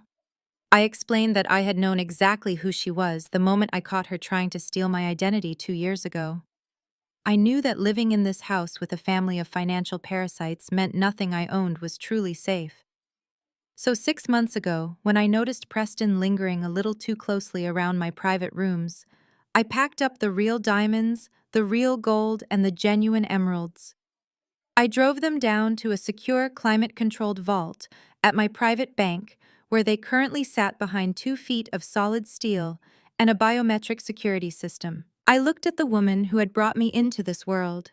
She was standing in a freezing house, clutching a box of worthless fake stones, her golden son-in-law sitting in a jail cell, her husband exposed as a degenerate gambler, and her own identity theft recorded perfectly on my phone. I told her that she was welcome to take the fake jewelry to the pawn shop tomorrow morning.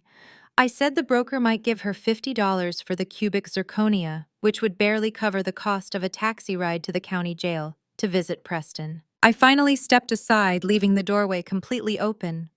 I gestured toward the dark hallway. I told my mother to put the worthless box back on my dresser and get out of my room before I called the police officers back to arrest her for attempted burglary. My mother stared at the open doorway, her face pale and her breathing shallow. She looked down at the wooden box of cubic zirconia in her hands, the fake jewels sparkling mockingly under the bright closet lights. The absolute certainty that she had been utterly defeated finally washed over her. She did not say another word. She slowly lowered the box, placing it back onto the velvet lining of the dresser drawer. She turned around and shuffled out of my master suite, her shoulders completely slumped, looking 10 years older than when she had sneaked in. I waited until I heard her footsteps retreat all the way down the hall before I quietly shut my bedroom door and engaged the heavy deadbolt. I managed to get a few hours of sleep, my mind constantly calculating the next steps of the eviction process. When the sun finally began to rise, casting a pale, cold light through my bedroom window, the house was entirely silent. I got out of bed dressed in a sharp, tailored blazer and slacks and woke my son. I helped Trey put on a thick sweater, knowing the rest of the house would still be freezing since I had not restored the central heating. I told him we were going to go downstairs, have a quick breakfast, and then I was going to take him over to his best friend's house for a play date, so he would not have to witness the ugly reality of what was coming next. I walked down the sweeping oak staircase with Trey, my leather briefcase securely in my hand. The main floor was like a tomb. The air was frigid. I guided Trey into the kitchen and began making him a bowl of warm oatmeal, turning on the espresso machine for myself. Through the open archway, I could see Chantel lying on the living room sofa. She was buried under a pile of heavy blankets, her eyes puffy and red from crying all night. She glared at me as I poured my coffee, but she did not have the energy to scream. My mother was nowhere to be seen, likely hiding in her dark, unheated bedroom, paralyzed by the shame of last night's confrontation. It was just past 8 in the morning when I heard the heavy sound of a car engine pulling aggressively into the driveway. A moment later, the front door swung open and slammed shut with incredible force. Heavy, confident footsteps echoed across the marble foyer. I stood in the kitchen taking a slow sip of my black coffee, waiting. My father marched through the archway and into the kitchen. He was not wearing the wrinkled clothes from last night. He was dressed in his finest Sunday suit, his tie perfectly knotted, his expensive leather shoes polished to a high shine. The pathetic, weeping man who had fallen to his knees on the living room rug and begged Pastor Williams for forgiveness was completely gone. In his place stood the arrogant, image-obsessed patriarch I had dealt with my entire life. He looked completely revitalized. He had a smug, victorious grin plastered across his face, and his chest was puffed out with an overwhelming sense of restored authority. He walked directly up to the granite kitchen island. He did not look at his grandson. He looked straight at me, his eyes gleaming with malicious triumph. He raised his right hand and slammed a thick manila envelope down onto the countertop right next to my coffee cup. He leaned forward, resting his hands on the granite, and ordered me to walk over to the utility panel and turn the power back on immediately. He used his booming, authoritative voice, the one designed to make people shrink and obey without question. He told me to start making Chantel a hot breakfast because absolutely nobody was leaving this house today, tomorrow, or ever. I did not flinch. I took another sip of my coffee, set the mug down, and looked calmly at the manila envelope. I asked him exactly what he thought he had accomplished by putting on a suit and yelling in my kitchen. My father let out a harsh, mocking laugh. He stood up straight and proudly announced that Preston was not the helpless fool I thought he was. He explained that Preston had used his legally mandated phone call from the county jail holding cell not to call Chantel, but to contact his high-powered legal team downtown. My father claimed that Preston's lawyers had worked through the night, waking up a county judge at dawn to review the details of my so-called illegal eviction. He reached out, ripped open the flap of the manila envelope, and pulled out a stack of freshly printed legal documents.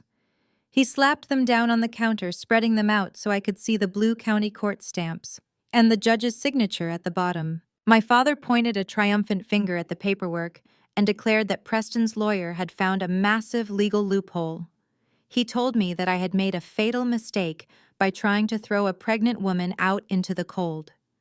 He stated that the judge had officially granted an emergency stay of eviction, issuing a temporary restraining order that completely blocked my 24-hour notice. He smirked a nasty, condescending look that mirrored Preston's exact expression from the Thanksgiving table.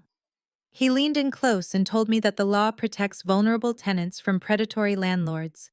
He said that a judge will never allow an emergency eviction of a pregnant woman if she has an established legally binding right to the property. I looked down at the court documents. My forensic accounting training kicked in instantly. I did not see a victory. I saw a puzzle with missing pieces.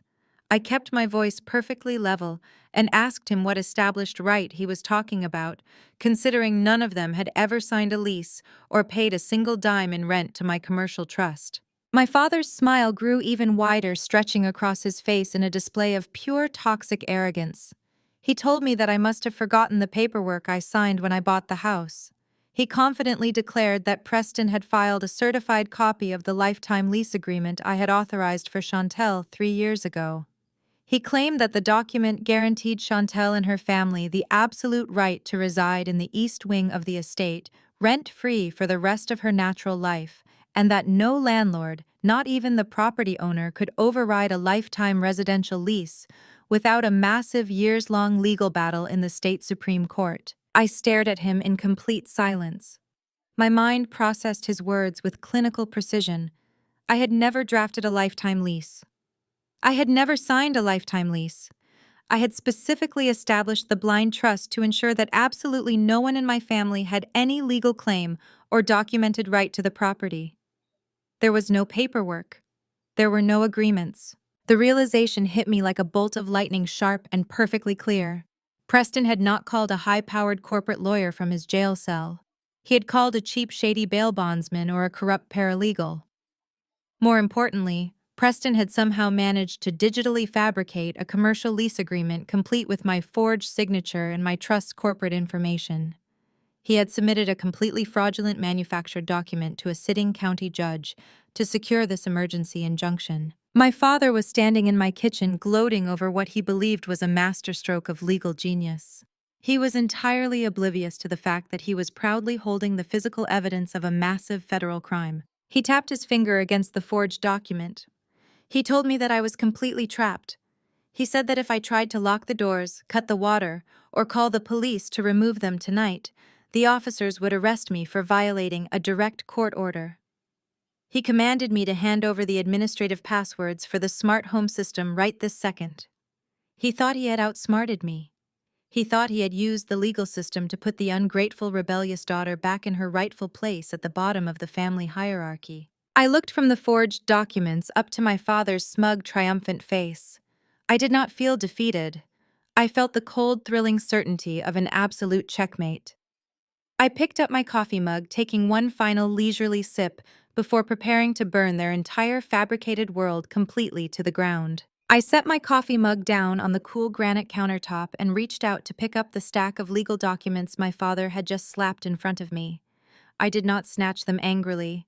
I handled them with the clinical precision of a forensic accountant examining a piece of raw evidence.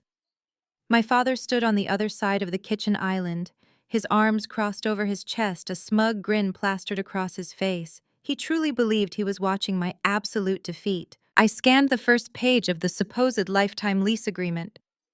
It took my trained eyes less than 5 seconds to identify the first massive red flag. The document claimed to have been executed 3 years ago, but the corporate letterhead at the top of the page featured a specific formatting style that my limited liability company had only adopted 8 months ago. Preston had not even bothered to find an old template. He had simply downloaded a recent invoice from my company website and clumsily copy-pasted the header onto a generic lease agreement. I flipped to the signature page. I stared at my own name, supposedly signed in blue ink at the bottom of the document. It was a remarkably good forgery to the untrained eye, but it was incredibly lazy. Preston had traced my signature from a public tax filing I submitted in 2019.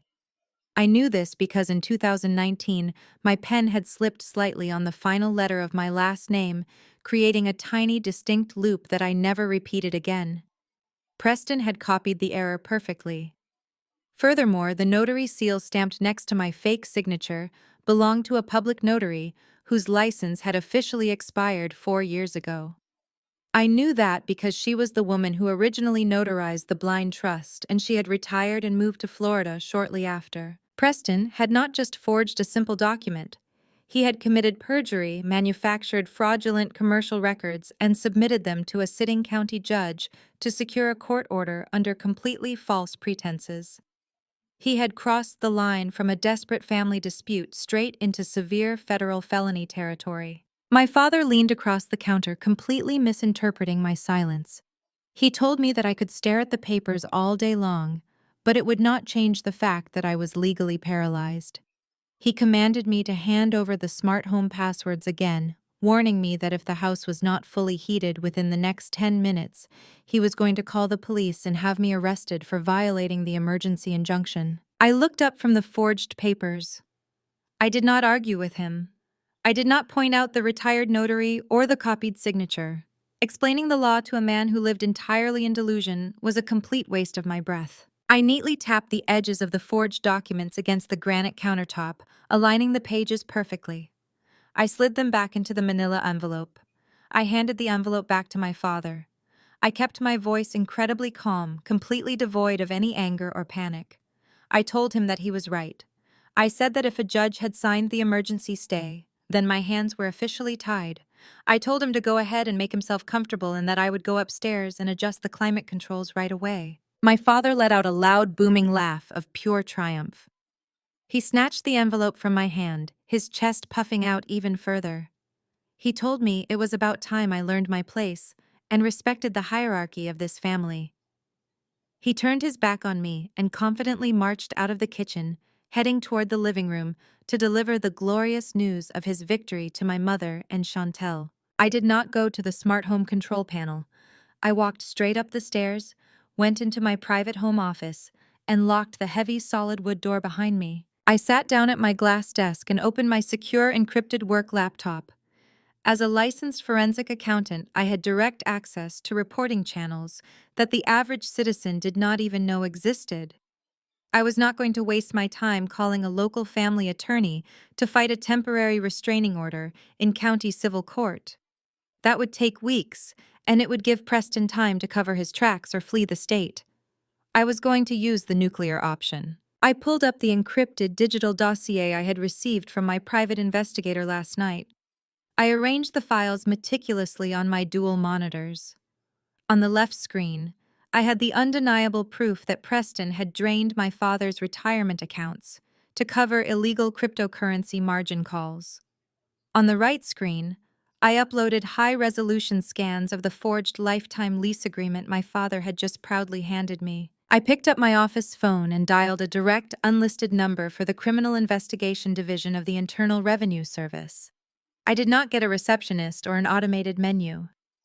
The line rang twice before a federal agent answered. I introduced myself using my full legal name and immediately provided my state-certified forensic accounting license number to establish my professional credibility. I informed the agent that I was officially reporting a massive case of wire fraud, tax evasion, and federal perjury. I explained that the suspect, Preston, had recently filed for Chapter 7 bankruptcy to dodge $80,000 in tax liabilities while simultaneously siphoning hundreds of thousands of dollars across state lines into unregulated offshore crypto exchanges. The agent's tone shifted instantly from routine to highly alert. He asked if I had documentary evidence to support these claims. I told him I had a complete time-stamped financial trail, including unauthorized bank withdrawals and forged digital signatures used to empty a senior citizen's pension fund. I securely transmitted the encrypted dossier directly to his official government email address while we were still on the phone. I heard the clicking of his keyboard as he opened the files.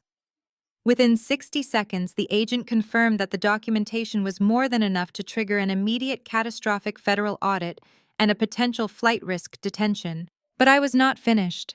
As soon as I disconnected from the Internal Revenue Service, I made my second phone call. This time I contacted the regional field office of the United States Marshals Service. The local police had arrested Preston last night for simple vandalism, a state-level misdemeanor that he could easily post bail for. I needed to ensure that when he walked out of that county jail, he walked straight into federal custody. I spoke to the duty officer and reported the forged commercial lease agreement. I explained that a suspect currently sitting in county lockup had actively manufactured fraudulent corporate documents across state lines and submitted them to a local judge to secure an illegal injunction.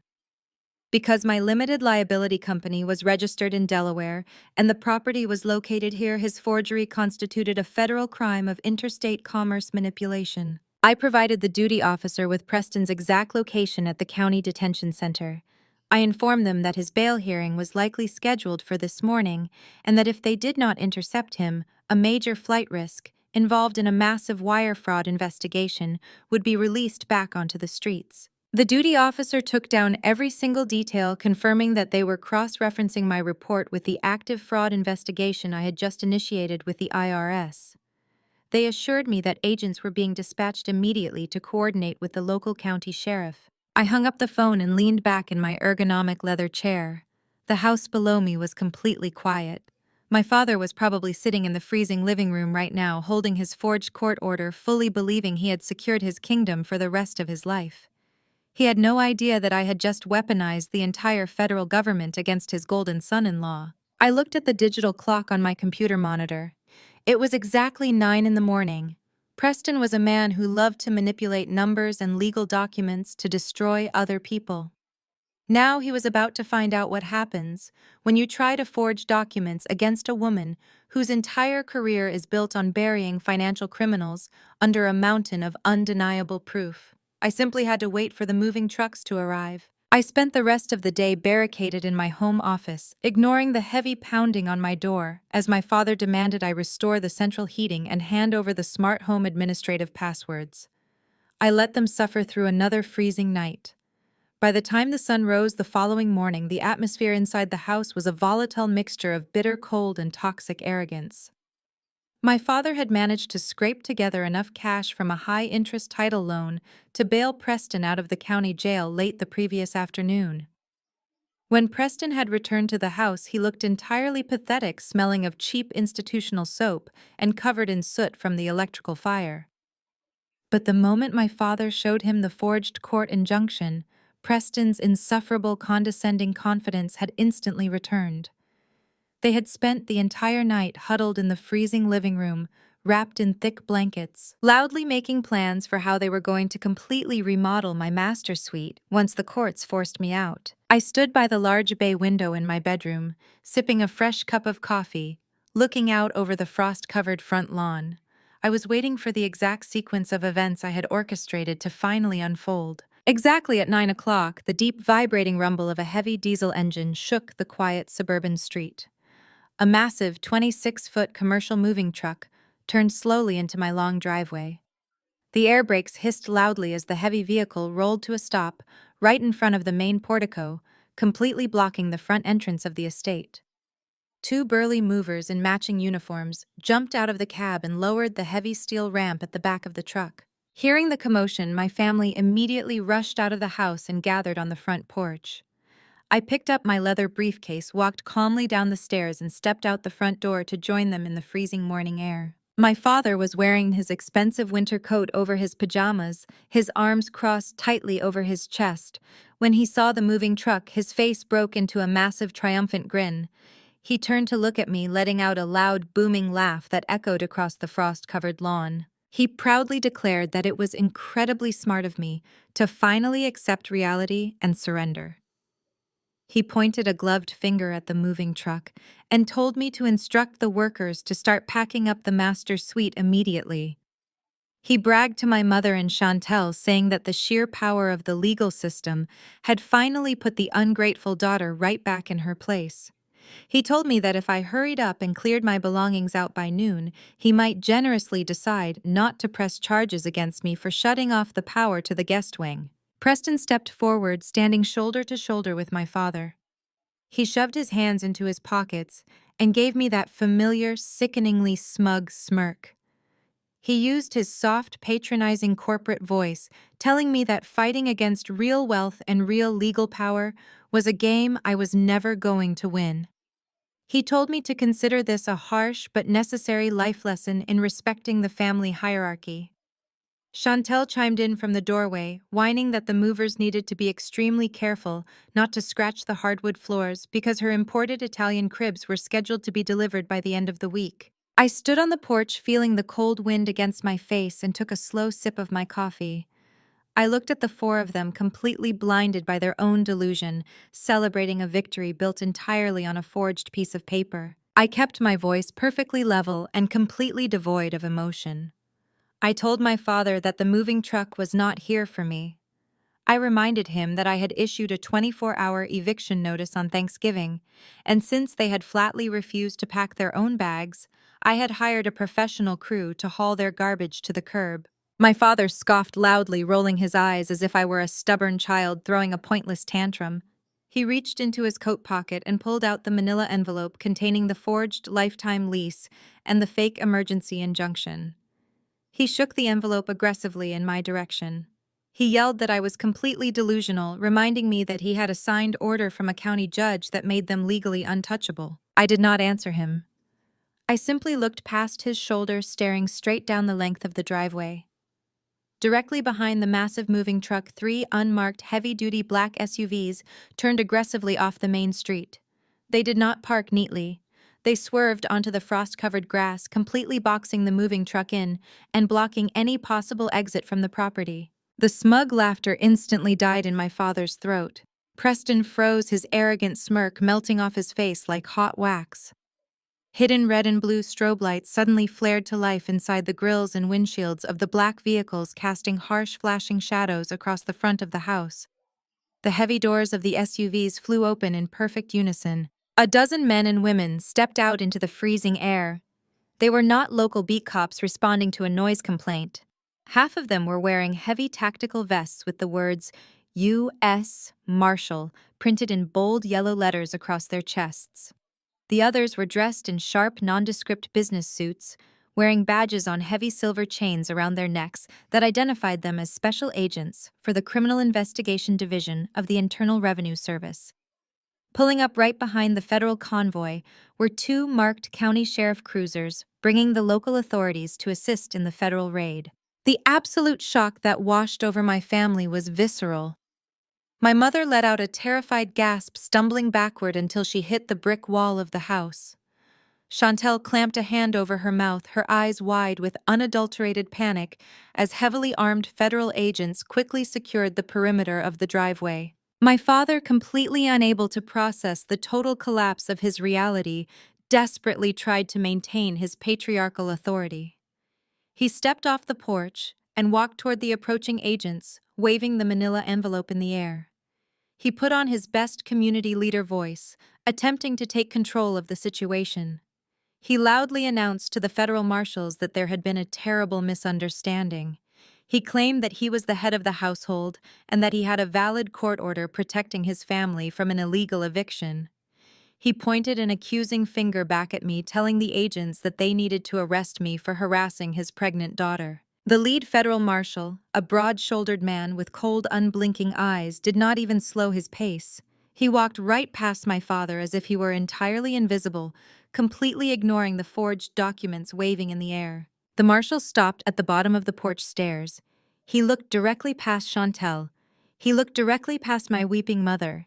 His sharp gaze locked entirely onto Preston, who was now trembling so violently he looked like he was going to collapse right there on the concrete steps. The marshal reached into his tactical vest and pulled out a thick stack of official federal warrants, heavily stamped and signed by a United States District Court judge.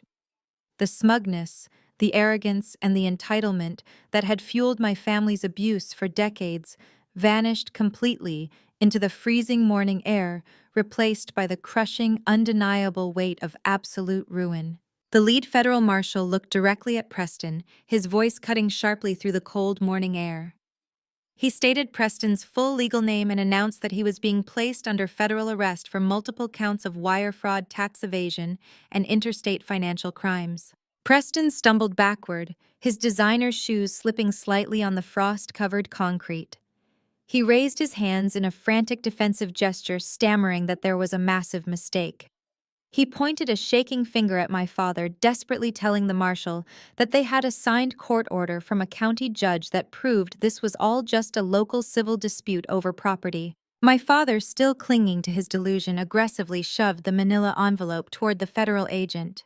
He loudly declared that the document was a certified lifetime lease and an emergency injunction demanding that the marshal step off his property immediately. I walked calmly down the porch steps and stopped right next to the lead marshal.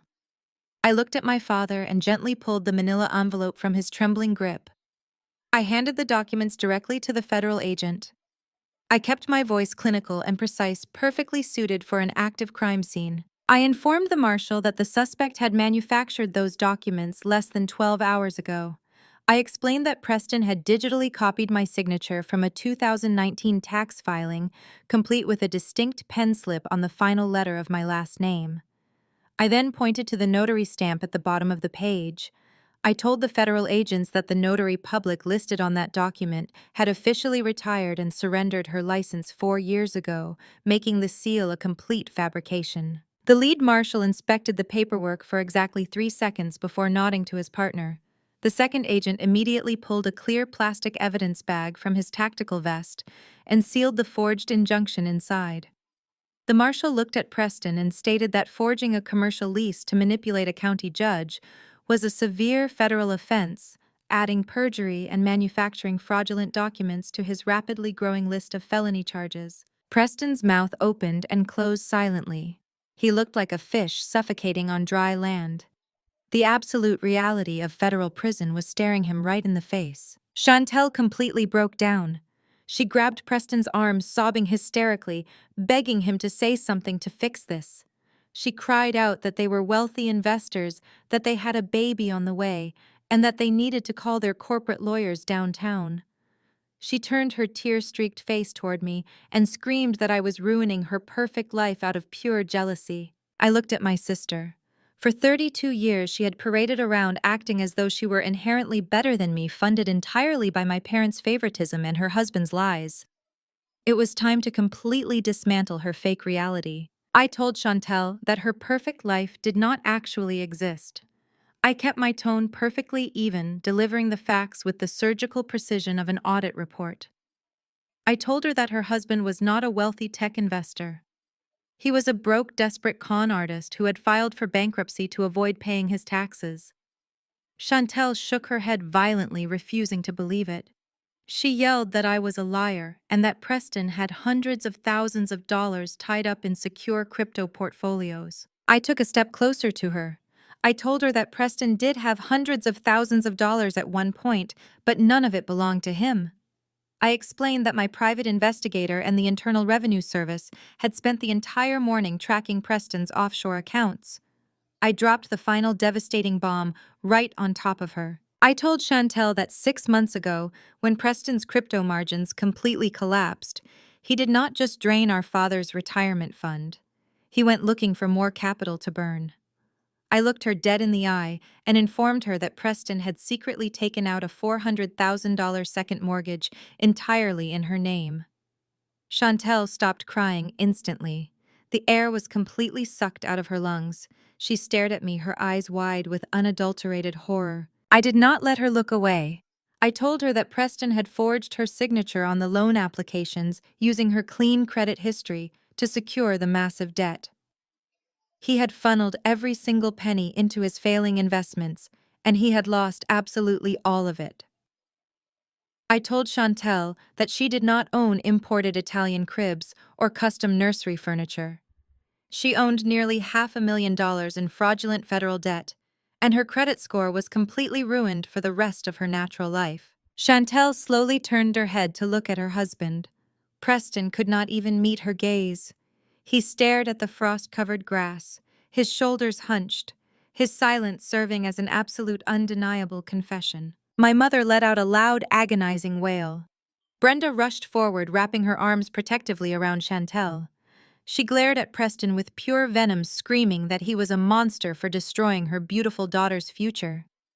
Brenda then turned to my father, tears streaming down her face. She grabbed his arm and begged him to do something, to use his connections to call the bank and fix this terrible mess. She pleaded with him to protect their golden child. But my father was completely silent. He was staring at the ground, sweating profusely in the freezing cold, looking incredibly small and terrified. I watched the pathetic scene unfold and decided it was time to shatter their toxic alliance permanently. I looked at my mother and told her she was begging the wrong man for help. I addressed the entire group, ensuring the federal agents heard every single word. I revealed that my father was not a victim in this specific tragedy. I explained the final piece of the forensic dossier I had received from the private investigator. I told my mother that my father had discovered Preston's theft an entire month ago. He had found the unauthorized bank transfers from his pension fund and confronted Preston in secret. My mother froze, her hands slowly dropping from my father's arm. She looked at him in absolute disbelief. I continued relentlessly. I told my mother that instead of calling the police, instead of warning his precious pregnant daughter that her husband was bankrupting her, my father chose to strike a deal with a criminal. I revealed that Preston had promised my father a massive $50,000 payout from a fake upcoming crypto settlement in exchange for his silence. My father had actively chosen to let his favorite daughter sink into $500,000 of fraudulent debt just to secure a phantom payday to fund his own gambling addiction. The silence that fell over the front lawn was deafening. The complete betrayal hung heavily in the freezing air. Brenda stared at the man she had been married to for nearly 40 years, the man she had enabled, protected, and worshipped. She realized in an instant that he had sold out their pregnant daughter for absolutely nothing. Brenda let out a sound that was half scream and half sob. She raised her hand and slapped my father directly across the face with incredible force. The sharp crack echoed loudly against the brick exterior of the house. My father stumbled sideways, clutching his cheek, but he did not dare say a word to defend himself. That was the exact moment Chantel completely snapped. The realization that her husband had stolen her identity and her father had actively let it happen completely broke her mind. She let out a primal, furious shriek and lunged directly at Preston. She did not care about the federal agents or the local police. She threw herself at him, her hands clawing desperately at his face and his expensive tailored jacket. She screamed that he had ruined her life, her baby's future, and her entire existence. Preston panicked. He was surrounded by federal marshals. His father-in-law was bleeding from the mouth, and his hysterical wife was actively tearing his clothes apart. The cowardice that had defined his entire life completely took over. Preston aggressively shoved his pregnant wife backward. Chantel stumbled and fell hard onto the frost-covered grass, crying out in shock. Seeing an opening, Preston turned and made a desperate, blinding dash toward the side gate leading to the back alley. He was running entirely on adrenaline, foolishly believing he could simply sprint away from a massive federal raid. He did not even make it 10 feet. The federal marshals moved with terrifying speed and precision. Two heavily armored agents launched themselves forward, tackling Preston directly around the waist. The impact was brutal. Preston hit the frozen ground face first, the heavy breath knocked completely out of his lungs. Before he could even attempt to struggle, the marshals had his arms pinned forcefully behind his back. The sharp, heavy metallic ratcheting sound of steel handcuffs locking tightly around his wrists signaled the absolute end of his pathetic empire. The lead marshal knelt beside him, pressing a heavy knee between Preston's shoulder blades, and loudly read him his federal rights. I stood on the front porch, watching the man who had tried to evict me yesterday morning, now laying face down in the dirt, completely ruined. My mother was kneeling on the grass, clutching her sobbing daughter, while my father stood entirely alone, utterly disgraced, and universally despised by the family he had tried to rule. The dominoes had not just fallen. They had completely shattered, leaving absolutely nothing behind but the undeniable truth. The federal marshals hauled Preston up from the frost-covered grass, his designer suit completely ruined by the dirt and his own pathetic tears. They marched him toward the back of the black heavy-duty SUV, his head pushed down as they shoved him into the back seat. The heavy door slammed shut with a sound of absolute finality. The three federal vehicles reversed out of my driveway, their sirens completely silent now, taking the fake tech investor away to face decades in a federal penitentiary. The two local county sheriffs who had arrived with the marshals remained on the property. The older officer, the same one who had arrested Preston the night before, walked over to my parents and my sister. Chantel was still sitting on the frozen lawn, completely catatonic, staring at the empty space where the federal SUVs had just been parked. The officer cleared his throat, his voice devoid of any sympathy. He informed my father that the federal raid did not invalidate the legal eviction notice I had verified the previous night. In fact, the officer stated that since they had just attempted to use a forged court document to illegally claim residence, they had forfeited any remaining grace period. He looked at his watch and told my father that they had exactly 30 minutes to gather their immediate personal belongings and vacate the premises, or they would all be arrested for criminal trespassing and obstruction. My father did not argue. The fight was completely drained from his body. He looked like a hollow, broken shell of the arrogant patriarch who had slammed his fist on my Thanksgiving table just 2 days ago. He slowly walked over to Chantel, grabbed her by the arm, and pulled her up from the grass. My mother followed them in absolute silence, her head bowed in deep, suffocating shame as they walked past me and re-entered the house. I followed the police officers inside and stood quietly in the foyer watching the final destruction of their fake empire. Because the marshals had secured Preston's personal vehicle as evidence of his wire fraud, and because my parents had arrived in a leased sedan that was far too small to hold their accumulated luxury items. The packing process was an absolute disaster. They did not have the time to carefully fold their clothes into the expensive leather luggage they had bought with my father's stolen retirement funds. The local sheriff deputy went into the garage and handed them a box of heavy-duty black contractor garbage bags. I stood by the staircase and watched my sister Chantel, the woman who had demanded imported Italian cribs and custom nursery renovations, frantically stuffing her designer silk blouses and expensive maternity dresses into thick black plastic trash bags. She was sobbing uncontrollably, her tears falling onto the hardwood floor as the police officer repeatedly tapped his watch, rushing her along. My mother was moving like a ghost, silently throwing her expensive cosmetics and shoes into her own garbage bags. She did not look at me once. She could not bear to make eye contact with the daughter she had tried to rob in the middle of the night. My father was in the guest bedroom, hastily pulling his tailored suits off their wooden hangers and shoving them into the black plastic. The man who cared more about his public image than his own children was now being forced to pack his entire life into literal garbage bags under the strict supervision of armed law enforcement. When the 30 minutes were up, the officer announced that time was over.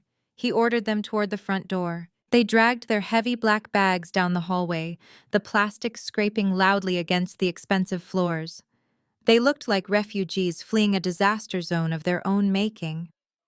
They hauled the bags out onto the front porch and threw them unceremoniously into the trunk and the back seat of my parents' leased sedan. The sheriff deputies walked down the driveway, got into their cruisers, and waited at the curb to ensure the family actually drove away. I stood in the open doorway, the cold morning air rushing into the foyer. My mother and Chantel had already climbed into the back seat of the car, hiding their faces from the neighborhood. But my father stopped at the bottom of the porch stairs. He turned around and looked up at me.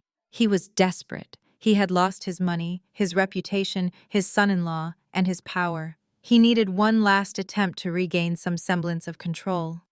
He slowly walked up the steps, leaving his black garbage bag resting on the concrete. He looked at me with red, exhausted eyes and tried to play the ultimate trump card. He lowered his voice, attempting to sound like the wise, benevolent father he had never been. He said my name softly, his voice trembling. He told me that we were still blood. He said that despite everything that had happened, despite the anger and the mistakes, we were still a family. He begged me to look into my heart and remember the biblical commandments about forgiveness. He asked me for one more chance, just a few weeks, to figure things out, claiming that throwing my own father out into the cold was a sin that would haunt me for the rest of my life. I looked at the man who had secretly gambled away his home, allowed his son-in-law to steal hundreds of thousands of dollars, and actively conspired to throw me and my young son into a moldy apartment. I looked him dead in the eye. I did not raise my voice, and I did not show a single ounce of the pain he had caused me over the past 35 years. Family builds you up, I said, my words sharp and absolute. You just tried to bury me. Enjoy the apartment. I stepped back into the foyer and grabbed the heavy brass handle. I swung the thick mahogany door shut with a loud, resounding thud.